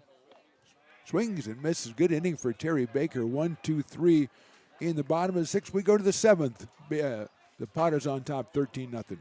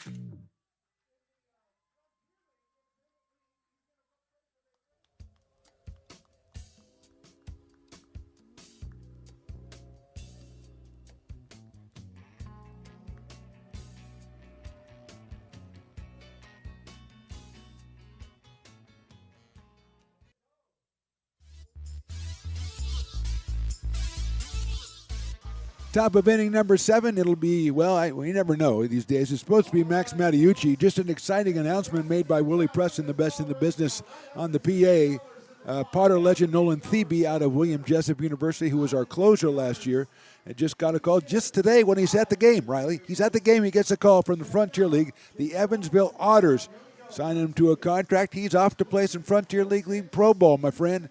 So Nolan Thebe taken off, got a nice ovation from the Potters crowd out here. And Nolan, we wish him all the best, a great Potter. Taken off, he went from being a Potter to an Otter, so hold the P. Thebe's going out of town. And let's bring up Max Mattiucci. The designated hitter is 1 for 2 with a single and a ground out. He'll be followed by Tyler Louie. And then we will see who is taking over.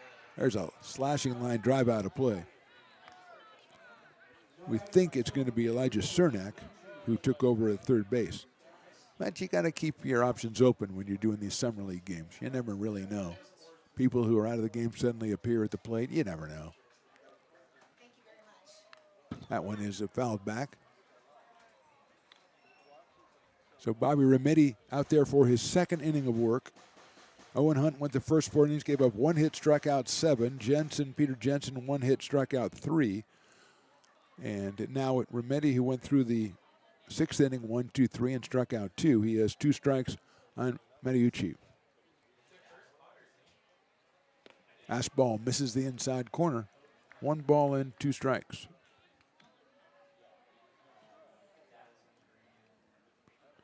Max out of Purdue University. He is from Bozeman, Montana.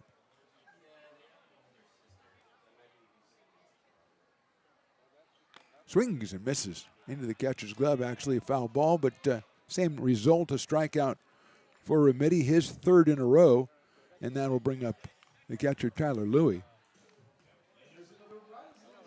Actually, that is not Tyler Louie. That is number 39, Jack Bursell. So Bursell will come up for Tyler Louie. Number 39. So Jack Bursell is our hitter, batting from the left side against Bobby Remedi. Swings and misses at the first offering. 0-1, Jack out of Bard College and Mountain View, California. I love Bard College. I think they are the mascot is the Playwrights. 0-1. That one's sliced down the left field line. Should get out of play over by the grassy knoll. 0-2 now.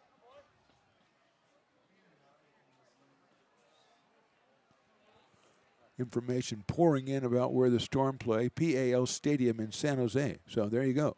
PAL Stadium in San Jose is where you want to check out your South Bay Storm. I also have a location here on the website at Doryland Field. I wonder if that's the same thing. It could be. You never really know. Fastball inside for a ball. Remedi thought he had strikeout number 4 in a row, and quite frankly, so did I. But it could have been. Let's just say it could have been, according to my TrackMan buddy. Luke's on the TrackMan over there. He's giving me all the info. 1-2 to Bursell, the pinch hitter. Actually, he's taken over at catcher, so he just replaced Tyler Louie. 2 balls and 2 strikes.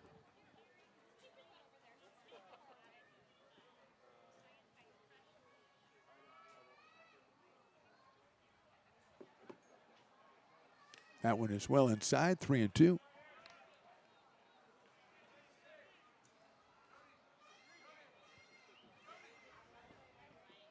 Actually, that information on where the Storm play came from my pregame guest, Mr. Stones McCoy, the author of the Man in the Crowd bits. He talked to Bill from Fat Cat Catering. That one's chopped out towards second base. Ronaldo has it, plenty of time to first, and out is Bursell on a grounder to second base. 2 outs. And it looks like we're going to have another pinch hitter here. Actually, it's not a pinch hitter. It's just, as we said, that is number 4. That's Elijah Cernak. That's what we thought. He took over at third base. So Cernak is the hitter. DeFeo was 1 for 2. Cernak from Chabot College is up here with nobody on and 2 outs in the 7th inning. So again, our congratulations to Nolan Thebe, Potter legend, swing and miss, as he has got the call to play some pro ball in the Frontier League with the Evansville Otters. And I've got to figure that out. Does Evansville have otters? Is there any water in Evansville? What's going on, Willie? Come on. I like it. Again, we had Cal State, San Marcos, I think, is also the Otters. So we had some Otters coming through here already this year. But Nolan will be taken off, playing some Frontier League ball. I like to see the Potters get a chance, go around the country, spread the word about the Lincoln Potters. Medi's pitch is down low, so it's 1-2 on Cernak.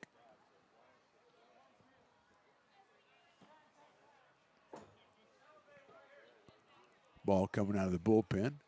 And the umpire corrals it.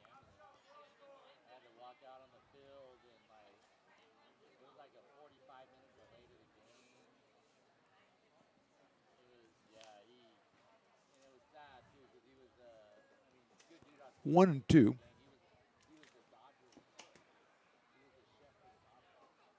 Fastball misses, ball two. Just a little bit too low right there. According to the scoreboard, it's 1 and 3, which is that's a tough count. It's a tough count to get out of. If you're down 1 and 3, you're in trouble. I don't see a guy get a hit from 1 and 3 ever. Ever. Chopper out towards shortstop. Winters on the big hop, going to have to hurry, and he does, and gets him by a step. Good inning for Remini. 1, 2, 3. We go to the bottom of 7th. Everybody stretch. Potters with a big lead.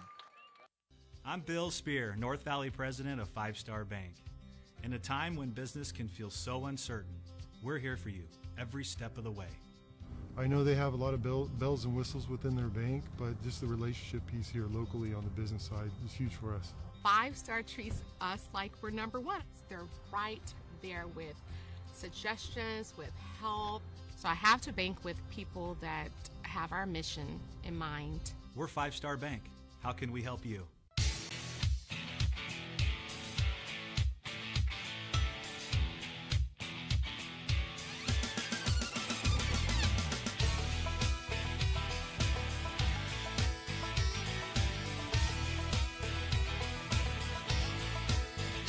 Well, I walk into the room, passing out $100 bills, and it kills and it thrills like the horns on my Silverado grill. And I buy the bar.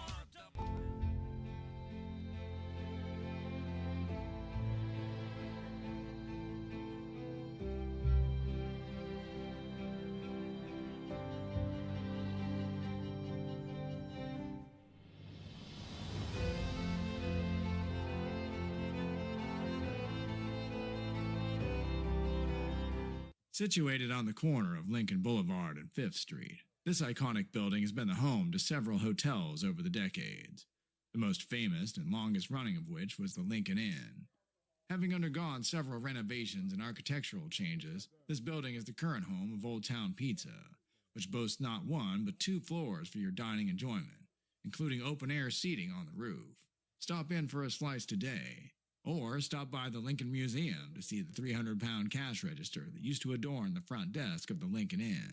For more great history, visit the Lincoln Area Archives Museum and, by appointment only, take their free walking tour of historic downtown Lincoln. Bottom of inning number 7. Terry Baker still out on the mound for the South Bay Storm. Cal Elvis is the hitter. Nolan Thebe, we talked about going to Evansville. Willie Preston has done the necessary research. Zach Volker, another former Potter legend, is on the team. So he'll be hanging out with Zach. Sons, why do you give me this? I mean, folks, what I go through to bring you this game, it's incredible. It's incredible. It's fantastic. That one is right down the middle. I'll call that a strike before the umpire will. 1 and 2. 1 ball, 2 strikes on Cal Elvis out of Vacaville, California.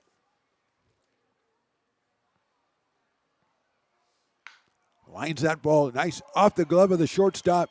Throw over to first base, not in time. Nice play at shortstop right there. That is Ron Dutt over there, who almost went up in the air and caught that line drive. Elvis with an infield single. And he is at first base to lead off the inning. That is, I'm going to say 13th hit for the Potters. And here's Ty McGraw, the first baseman. He's got a pair of those hits. He's walked, flied out, and singled twice. He's scored twice. He's now scored 6 runs on the season, has Ty, out of Gardendale, Alabama.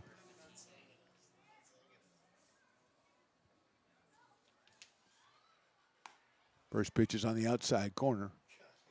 From Troy University, Mr. Ty McGraw.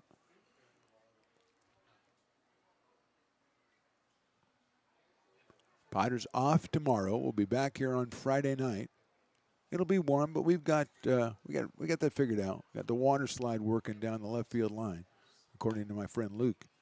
There's a ball. And then on Saturday, we've got Disney night. It's also fireworks night. So that'll be a 6:05 first pitch, 7:05 on Friday.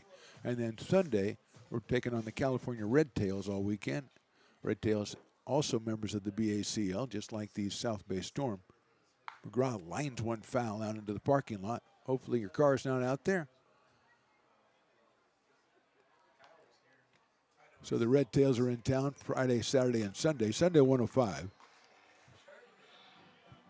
A week from Sunday, we'll have our first guest announcer joining us, the great Tom Maley, country music DJ, legendary, Hall of Famer. I think this will be Tom's third visit to the booth here. That is in the dirt. Nice block behind the plate by Purcell.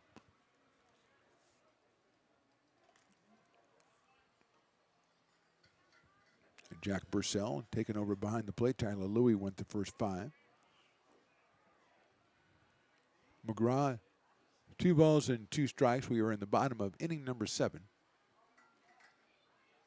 Hits it sharply up the middle. Dutt off his glove into short center field. Stopping at second base is Elvis. It's the 3rd straight hit for Ty McGraw. And 2 hits to start the 7th. And it brings up Brian Williams Jr.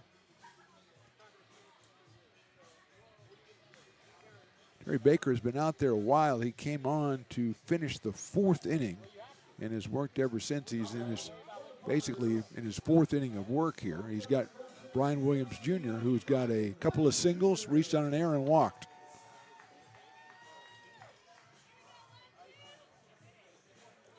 Brady Fern, who came on for Aiden Chang, is on deck. He is now the catcher for your Potters. Williams with a chopper foul on an off-speed pitch scatters the South Bay Storm over by their dugout. 0-1 on Bryant. Singled in the 1st. Reached on an error in the 3rd and scored. Singled in a run and scored in the 4th, and then walked and scored in the 5th.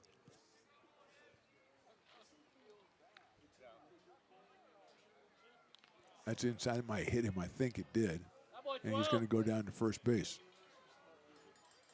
So that'll load the bases here with nobody out in the 8th and bring up Brady Fern for his 2nd appearance. A little chopper out in front of the plate, beat it out for a base hit back in the 5th inning. Got himself an RBI and a run scored. And he's up here for his 2nd try out of Citrus Heights, California. Undecided on the college choice.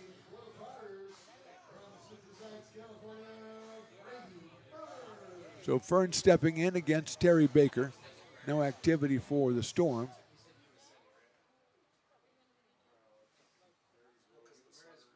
That one just misses the outside corner. 1 ball and no strikes.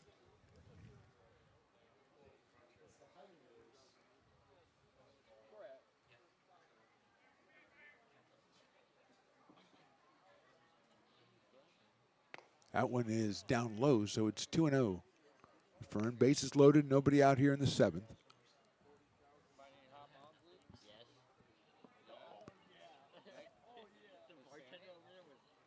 Baker working with Jack Purcell behind the plate. Fern hits it down the right field line, out of play, out into the parking lot again. I hope you're not out there. 2-1 on Brady. Tristan Russell scheduled next for Lincoln, who would go to 3-1 with a win here today before entertaining the Red Tails over the weekend. Starting conference play in the Pacific Empire League on the 18th of June. Fern pops it up. I think we got an infield fly called, and circling it is Hernandez at second base for the first out. And Tristan Russell coming to the plate. Once he located it, he was all over it, was Hernandez. Diego out of Cal State East Bay and Hayward, California. So here's Tristan Russell, reached on a fielder's choice, walked, singled, and tripled. He has driven in 4 runs today. He has 7 on the season for the Potters. Had a 3-run home run on Sunday. in the win over Novato. He was our Raising Cane's player of the game. He signed the player of the game baseball that we have up here and fouls that one back to the screen. 0-1 on Tristan from Cypress, Texas.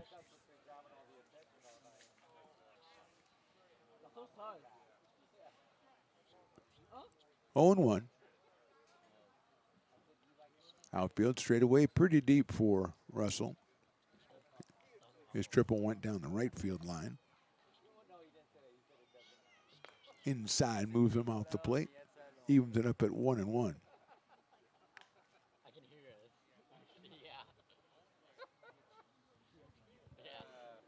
Elvis is at third, McGraw at second, and Brian Williams Jr. over at first. A couple of hits and a hit batter.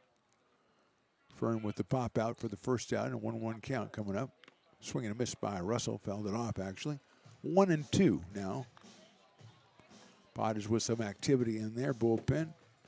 Owen Hunt went the first 4, then Peter Jensen went an inning. Bobby Remetti went 2.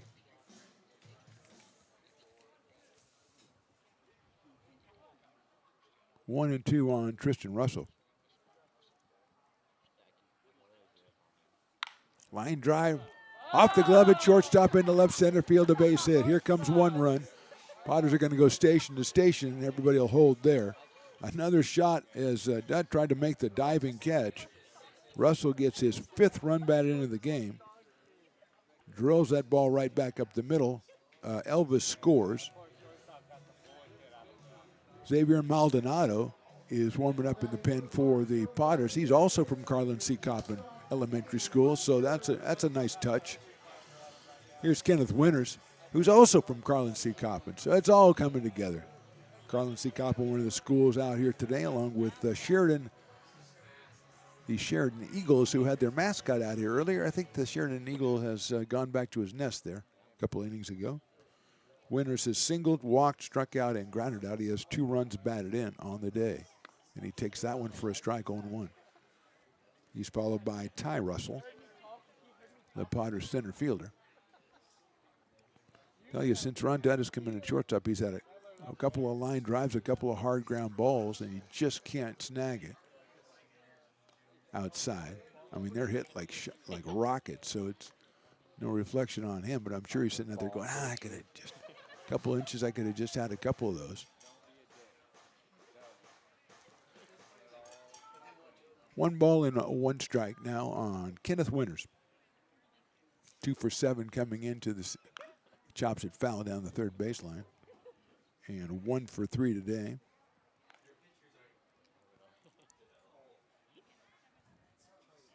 Joshi started, then Kim, then Palma and Baker, who's been in there for about the longest of any of them. And nobody warming up for the Storm. As we talked about, they have a doubleheader coming up on Saturday against the Chico Lone Wolves in the dirt, blocked by Brissell. They only have 8 pitchers listed on the roster, so they don't want to use too many of them. They're going to have to use them over the weekend. Evened up the count at 2-2 on Kenneth Winters, wearing number 2, the Potters with the powder blue uniforms with the orange sleeves. That one is on the inside corner, call strike 3. So 2 outs. Ty Russell, the hitter.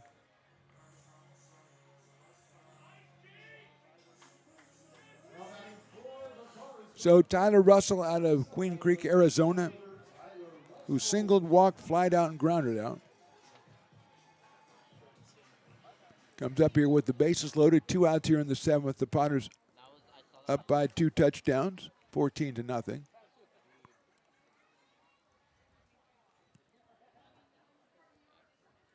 Russell 1 for 3, so 4 for 14 on the year. Takes that one low and outside, 1-0. Top of the order, that's Jake Lavin. Follows it, Russell, if he keeps it going here in the 7th.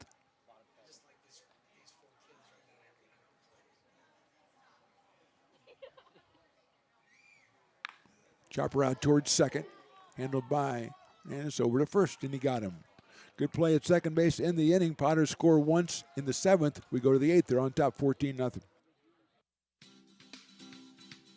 Astro Air Design Incorporated, where you feel the difference. We are a locally owned and operated heating, air conditioning, and custom sheet metal company committed to the highest quality of craftsmanship at a competitive price. Our trained and certified technicians have the knowledge and experience required to install, maintain, or repair your home comfort solutions.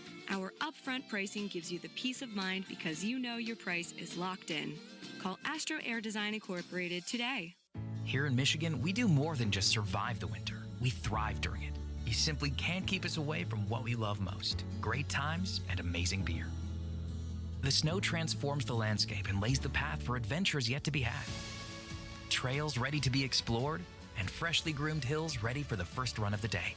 And later, as the sun descends, it's time to unwind with great conversation and even better friends. Experience a taste of Michigan winter with Founders Brewing Company, born and brewed in Michigan.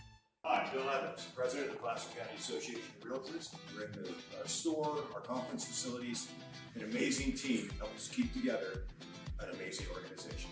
And we thank them all. This organization can't do what it does and can't run the way it runs without the help of so many members volunteering their time. The success of the Placer County Association of Realtors is largely dependent on our active volunteer members to help our organization and industry. The work of our committees greatly impacts our ability to champion efforts across the board and giving back to the Placer County community wherever we can. Like all service organizations, I wanted to serve. And getting involved with the affiliate committee was the perfect way to do that. I love being able to serve my community with my business friends and other leaders and give back to those who are in need. The thing I love about the PCAR committees is they all work toward the same goal of bringing the community together to support those in need in our surrounding area. I instantly came to the meeting and had a wonderful time, felt like I was a part of something bigger, and it was just the start of my leadership journey.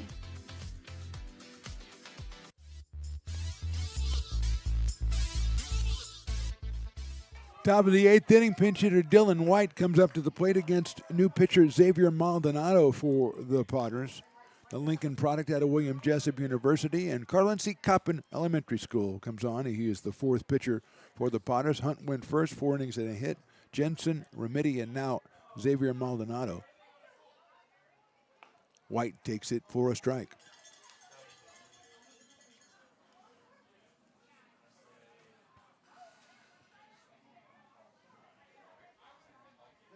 Dylan White out of University of Puget Sound comes to us from Saratoga, California, and he takes a fastball outside, 2-1. 87 miles an hour from Xavier Maldonado. He pitched in the alumni game at FanFest on Friday.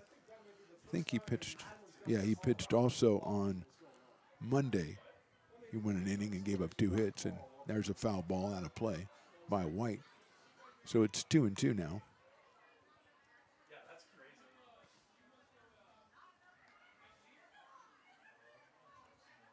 White hitting for Miles Bergman, the center fielder, who was 0 for 2 while he was in there.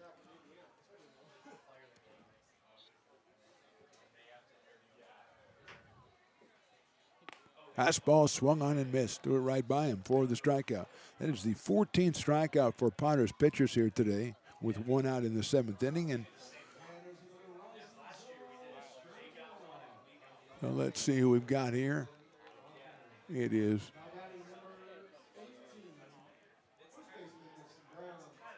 so Nixon Collins Brown is hitting.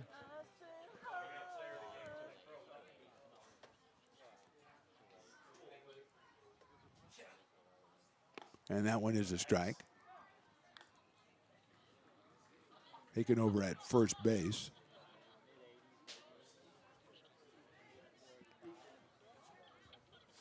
So 0-1. Fastball barely misses outside. Evens it up at 1-1 from Xavier Maldonado. Potters pitchers allowed just 2 hits so far with 14 strikeouts on a team playing their first game of the season, first game of the summer, just getting started. That misses inside and low, so it's 2-1 on Nixon Collins Brown. from Contra Costa College and Sydney, Australia.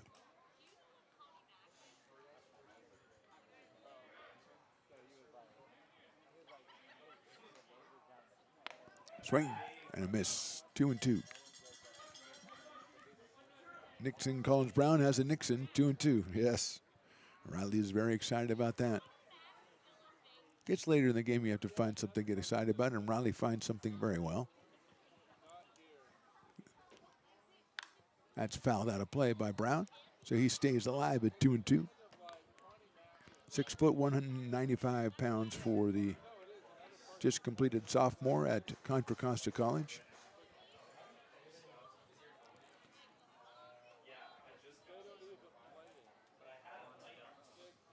Maldonado just a little bit too tight on that one, and Brown works it to a full count.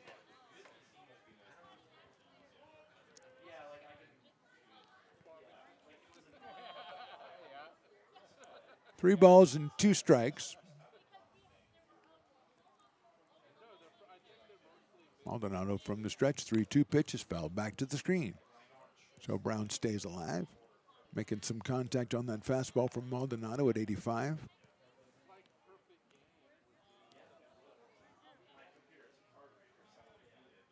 Xavier at 6'2" and 195.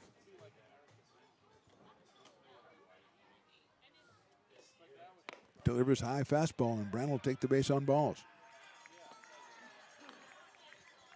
And I believe is the first walk issued by Padres pitchers today. So Ron Dutt is the batter. Out of Rockland, California. And Community College of San Francisco, CCSF.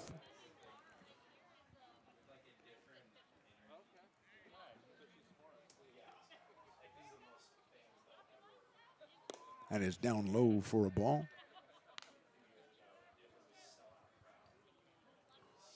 1-0 on the shortstop.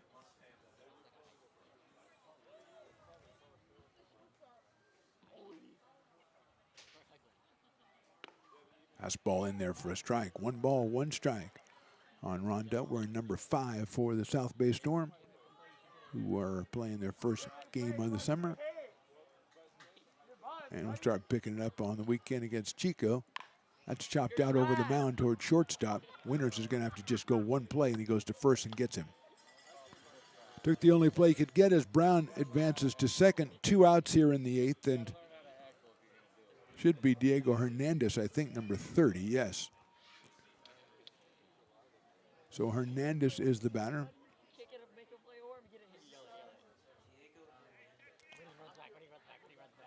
So Hernandez comes on. Made a couple of plays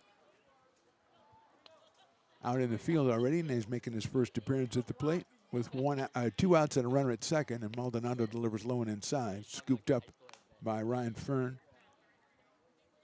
Not getting to the backstop.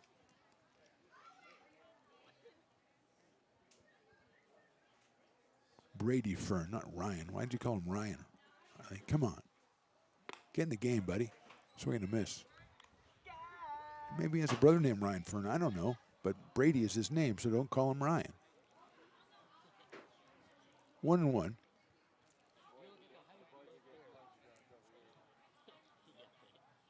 That's in there for a strike. 1-2. 1 ball, 2 strikes on Diego Hernandez here with 2 outs in the top of inning number 8. Swing and a miss. He got him on strikes. Maldonado gives up just the base on balls. We go to the bottom of the 8th. Padres up big.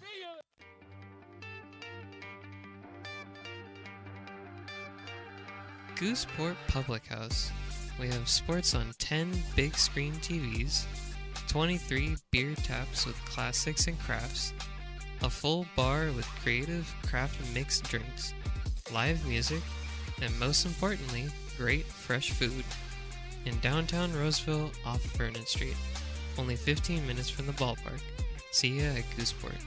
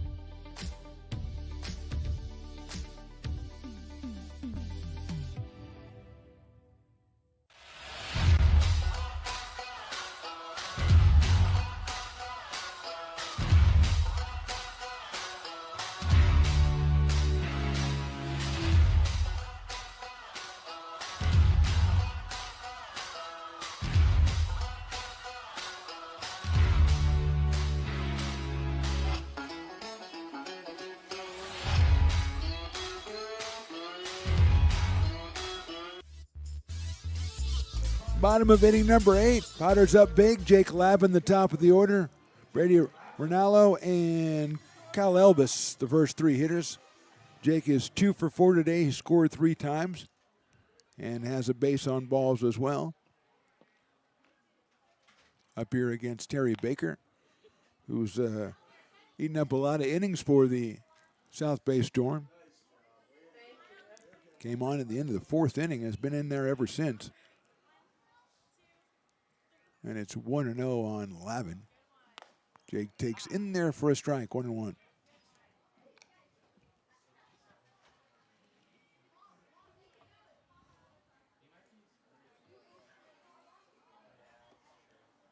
One ball, 1 strike, leading off the bottom of the 8th inning. And that one sails outside by the right-hander. 2-1.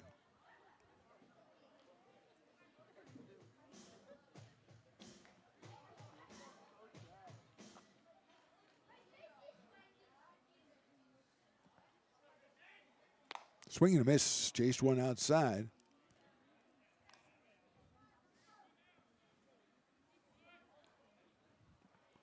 And it's 2-2 on Jake out of Laguna Beach, California, UC Berkeley.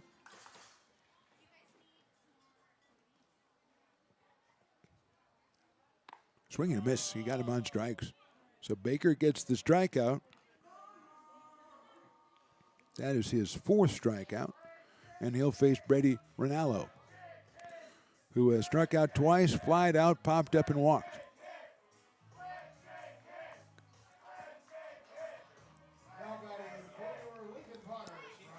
Making his debut out of Sierra College, Brady, an all Big 8 selection, coming in here with 1 out in the bottom of the 8th inning.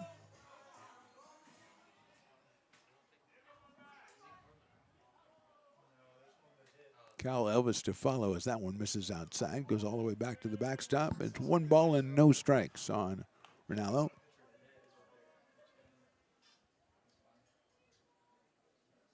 Out of Roseville, California.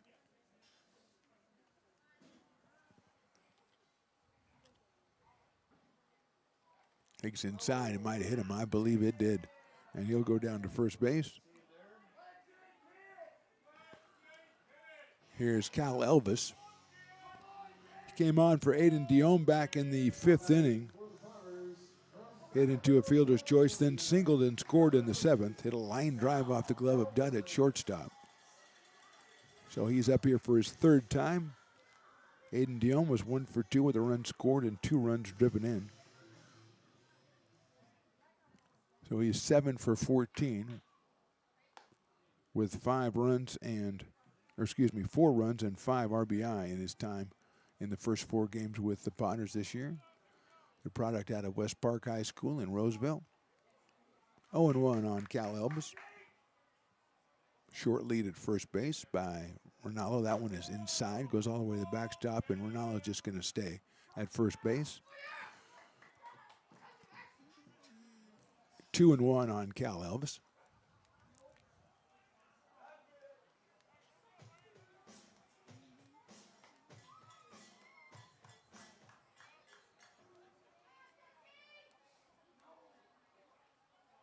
That one's off the glove, and Brady's going to have to take off and go down to second on that one.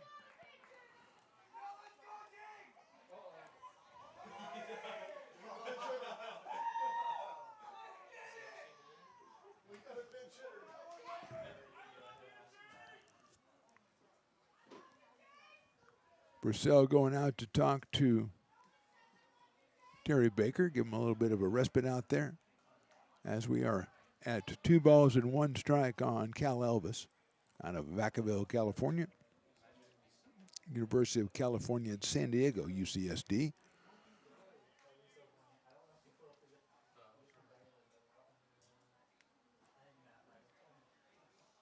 That is in there for a call strike, 2-2.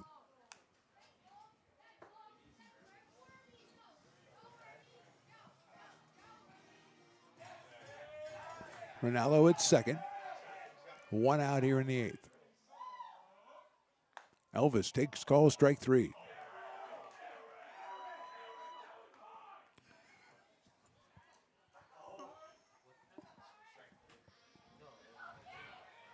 Now we've got a pinch hitter coming up here. He's a very large gentleman.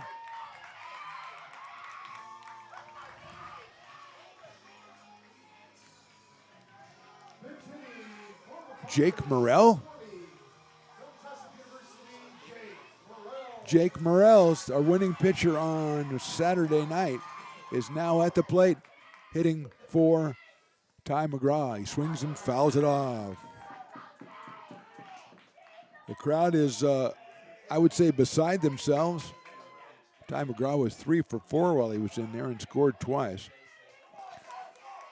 Jake Morrell, the left-handed hitter out of Roseville, California, William Jessup University. Look out, that's inside. Did that hit him? No, it did not. If it did, he's going to pretend it didn't.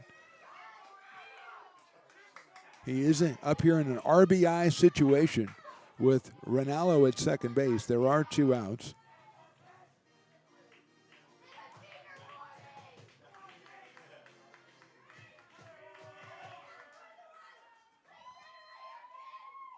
Takes that one, and it's the ball. 3-1. Brian Williams Jr. will follow Jake Morrell. I think Jake should be swinging on this one myself. Riley says he doesn't know. Fouls it off, back to the screen. Excitement builds here, a 2-2 count. One last Nixon for you. The crowd is up, taking photos of Jake Morrell. Was this his birthday or something, Riley? I don't know. He's a popular fellow, though. Here's the 2-2 from Baker. Hit down to second base. Hernandez moves over. He's got it to first. They got Morrell by a step at first base. So excitement and then stopping excitement. Tip of the cap to Terry Baker, who came on and has thrown 4 innings for the Storm and really did a good job out there. He ate up some innings for a team that doesn't carry a lot of pitchers. And now it's a big doubleheader coming up on Saturday afternoon. No runs, no hits, 1 left. We go to the top of the 9th. Potters up big. When it comes to your home's maintenance and repairs, Jeffers Resource Group has you covered. Our handyman services offer a comprehensive range of expertise, from minor carpentry to drywall, electrical and flooring for property managers, landlords, and renters alike. We ensure that every job is completed to the highest standards, so you can have peace of mind. Contact us today to discover how Jeffers Resource Group can help keep your home in top shape.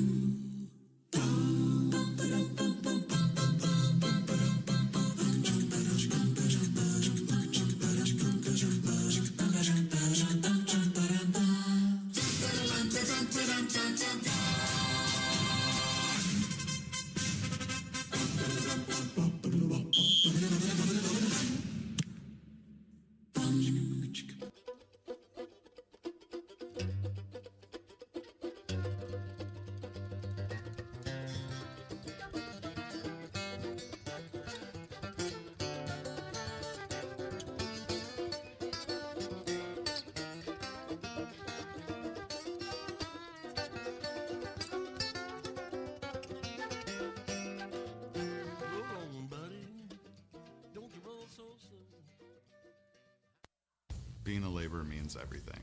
It was what took care of me when I was growing up. It's what takes care of me now. Because of President Biden and the money he's put into infrastructure, the need for our workforce to expand is out of this world. When our members are able to go to work on these big projects that are funded by Biden's economic investments, it means continued growth in their wages, in their pensions, in their health benefits. It means they're going to be able to take care of their families.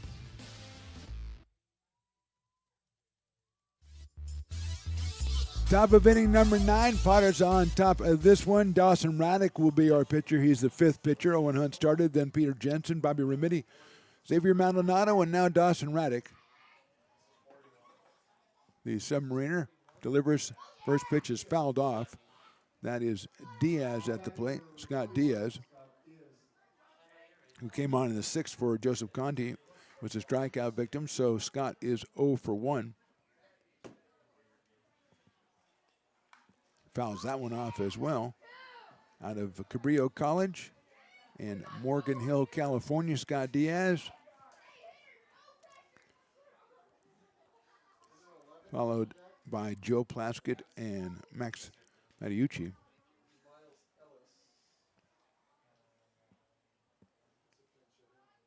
That one is down low for a ball.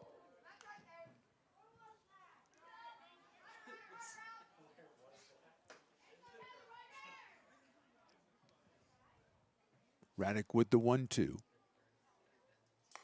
Misses outside, 2-2.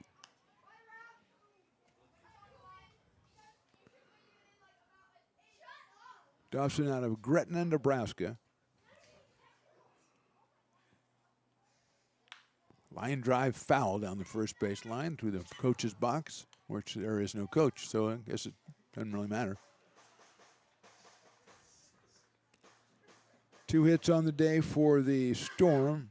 15 strikeouts for the Beavers, just a single walk, which is nice. Nice to see. I'm sure Eli Garcia will be happy with that ratio. Fouled off again by Diaz. So Scott staying alive here in the top of inning number 9.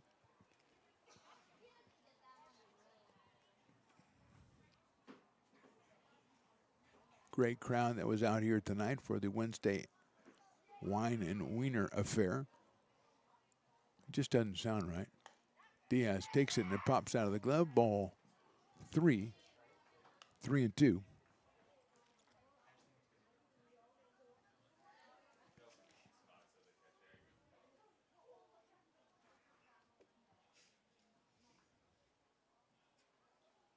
Diaz fouls another one off. And it bounces right back onto the middle of the field, so it's still 3 balls and 2 strikes.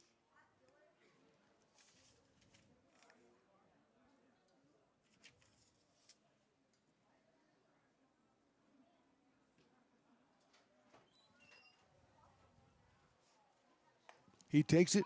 It is ball 4.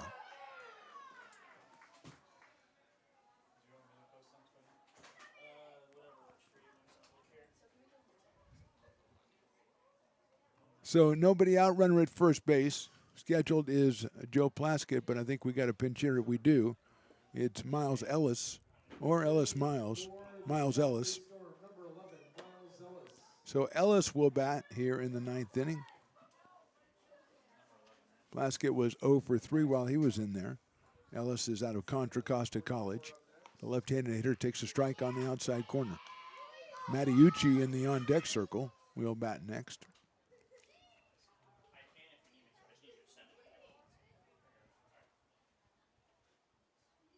That is outside for a ball.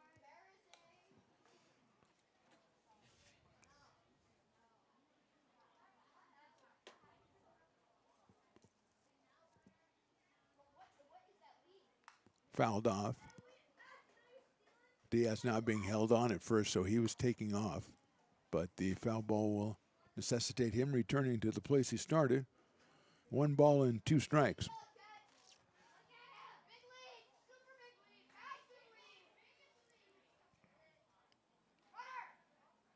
That's lined into left field. That'll be a base hit.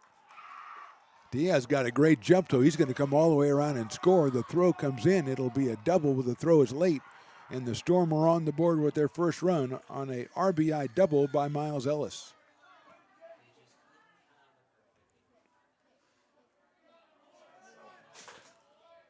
So taking off really benefited Diaz as he scored easily on that one and went almost all the way to the fence by Ellis. And Mattiucci will be the hitter. Singled, grounded out, and struck out so far, so he is 1 for 3 in this one. Takes a outside pitch, ball 1.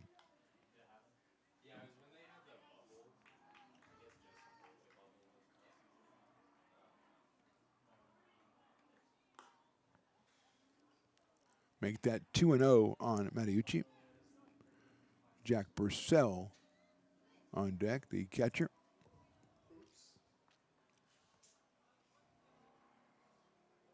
That will miss outside.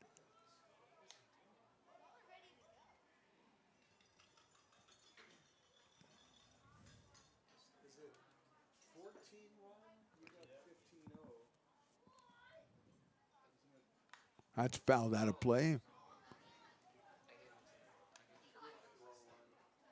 by Mattiucci. 3 balls, 1 strike.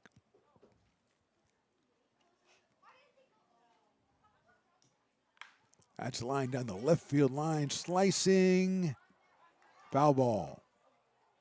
Probably good for Miles Ellis because he fell down running into third. He was going to make a big turn and took a header. That could have been trouble down the left field line. Barely went foul from Mattiucci, and he'll come back with a 3-ball, 2-strike count.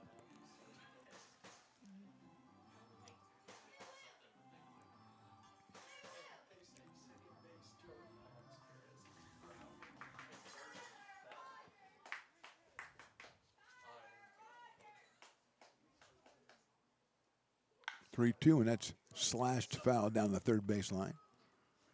Still nobody out here in the 9th inning. 1 run across for the Storm.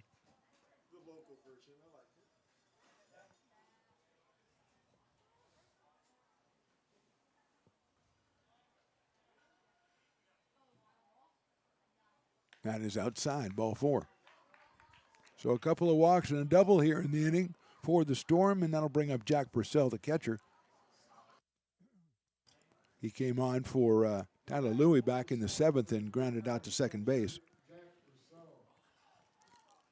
So he'll be making his second appearance at the plate, the left-handed hitter out of Bard College, hometown Mountain View, California.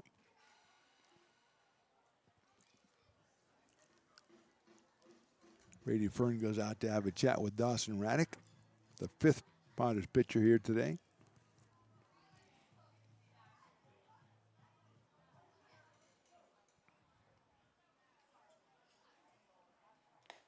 That one is a strike.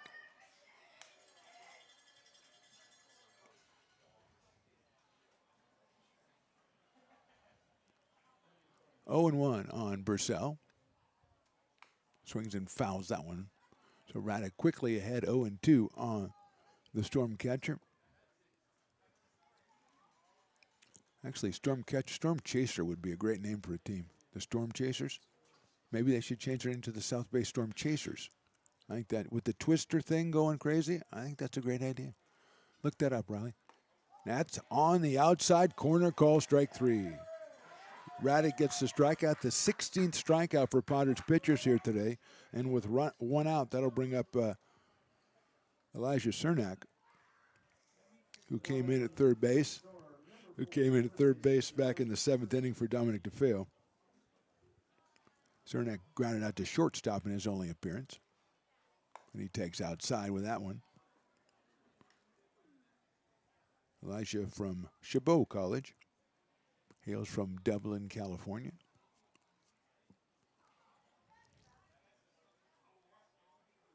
Raddick misses again to the outside, so it's 2-0. Dylan White would be next for the Storm. I'm going to call them the Storm Chasers from now on. That one's down the middle for a strike, 2-1. I know that it's against the code of broadcasting to invent new names on the air, but I like Storm Chasers. South Bay Storm Chasers. 2-1 pitch is fouled off to our right, so it's quickly evened up at 2-2 from Dawson Raddick.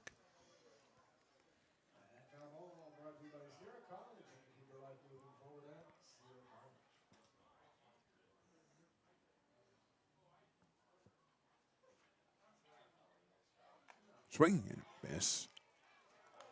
So Cernak is down on strikes, 2 straight strikeouts after the first 3 reach for the Storm Chasers. And it all comes down to Dylan White.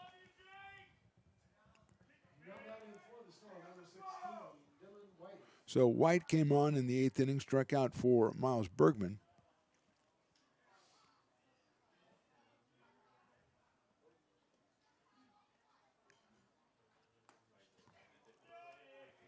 First one is a strike, 0-1.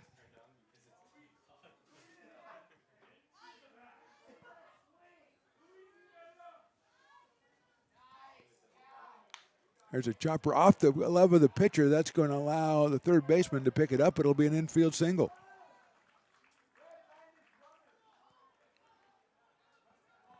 Moves Mattiucci to second, and now over at third is Ellis, so the bases are loaded. for Nixon Collins Brown.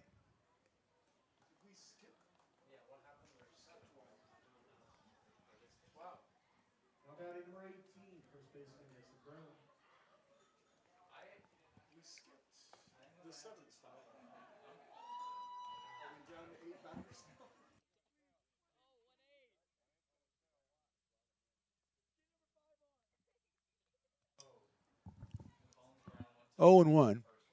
There's a good-looking pitch outside corner. 0 and 2.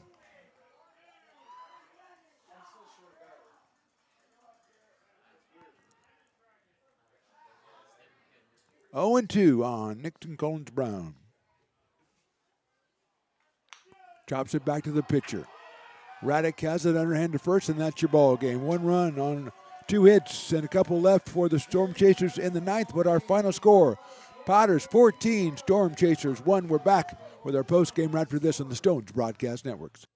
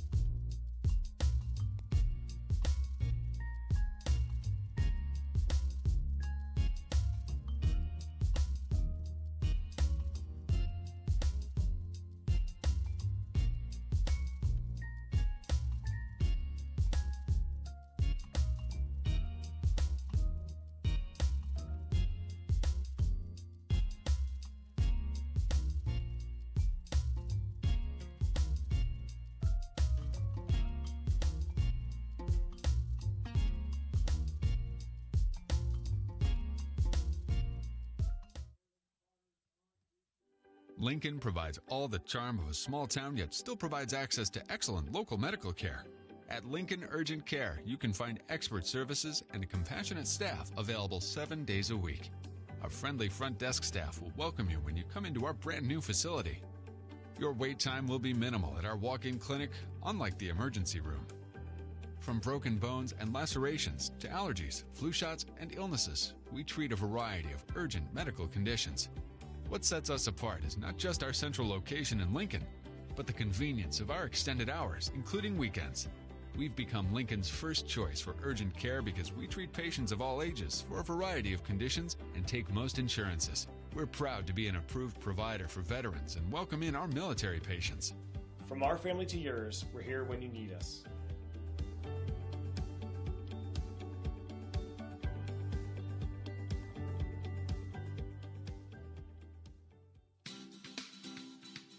Astro Air Design Incorporated, where you feel the difference. We are a locally owned and operated heating, air conditioning, and custom sheet metal company committed to the highest quality of craftsmanship at a competitive price. Our trained and certified technicians have the knowledge and experience required to install, maintain, or repair your home comfort solutions. Our upfront pricing gives you the peace of mind because you know your price is locked in. Call Astro Air Design Incorporated today.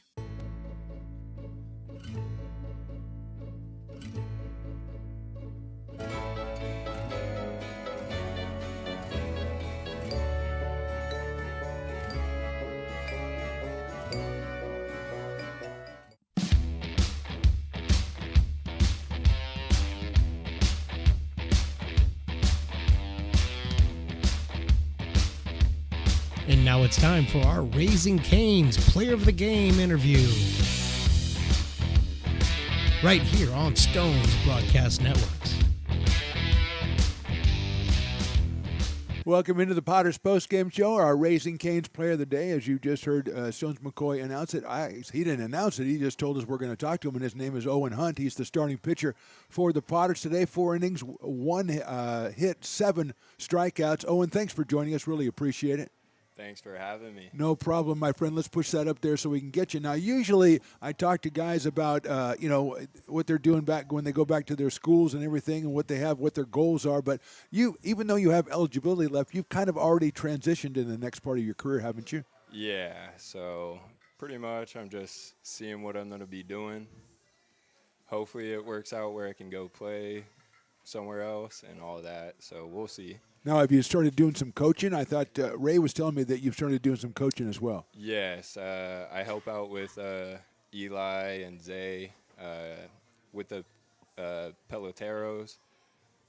So I'll be helping them out this summer and doing that.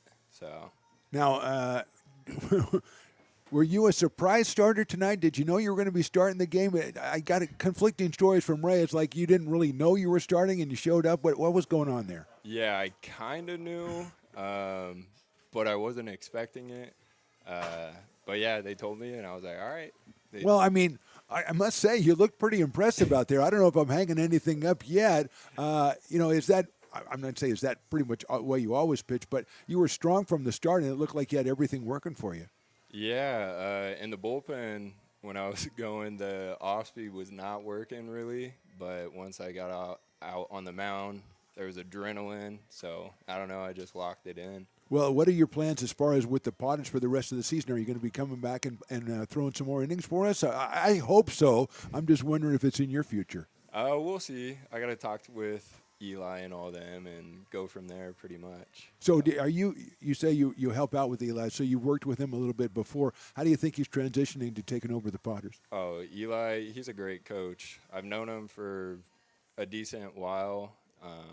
He's a great guy. So he's one of the best coaches that I know around here, and I know they just won sections. Yeah, absolutely. Roseville, yeah, fantastic. Super happy for him, and now he gets to coach out here. Well, it was a lot of fun watching you pitch today. Really enjoyed it. It's great to meet you. Good luck to you on whatever's going on. I know you got to go work tomorrow, so we're going to get you out here. Owen Hunt is our Raising Cane's player of the game. Thank you, buddy. Continued success. We'll be back with some more post-game right after this on the Stones Broadcast Networks.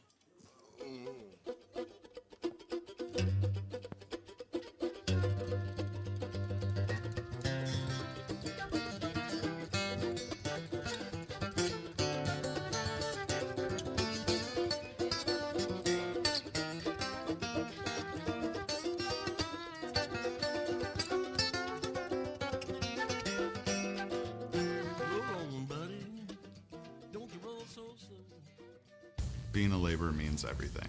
It was what took care of me when I was growing up. It's what takes care of me now.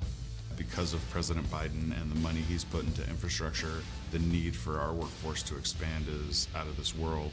When our members are able to go to work on these big projects that are funded by Biden's economic investments, it means continued growth in their wages, in their pensions, in their health benefits. It means they're going to be able to take care of their families. Welcome back to the post game. Thanks to Owen Hunt for being our interview, the Raising Cane's player of the day. Mark the Phantom Low along with Riley the engineer. Potters with a big win tonight. They go 14-1 over the South Bay Storm Chasers. And Owen Hunt, as we said, 4 innings, 1 hit and 7 strikeouts. So he was the story. Potters offensively, everybody contributing. Got to shout out Tristan Russell, another big game. He drove in 5 runs. So the Potters at 3-1 now. They'll take tomorrow off. Big weekend series against the California Red Tails, who also play in the BACL along with the Storm Chasers. That's a Friday night, 7:05 first pitch with the water slides. I still want to see how that works out. Saturday is Disney night and fireworks, so that's a 6:05 first pitch. Then Sunday at 1:05 for the concluding game of that series. So that wraps it up here from McBean Stadium. Our final again, Potters 14, the Storm Chasers 1. For Mark the Phantom Low, Riley the engineer, Willie Preston, and everybody up here in the press box, thanks for watching. We'll see you next time.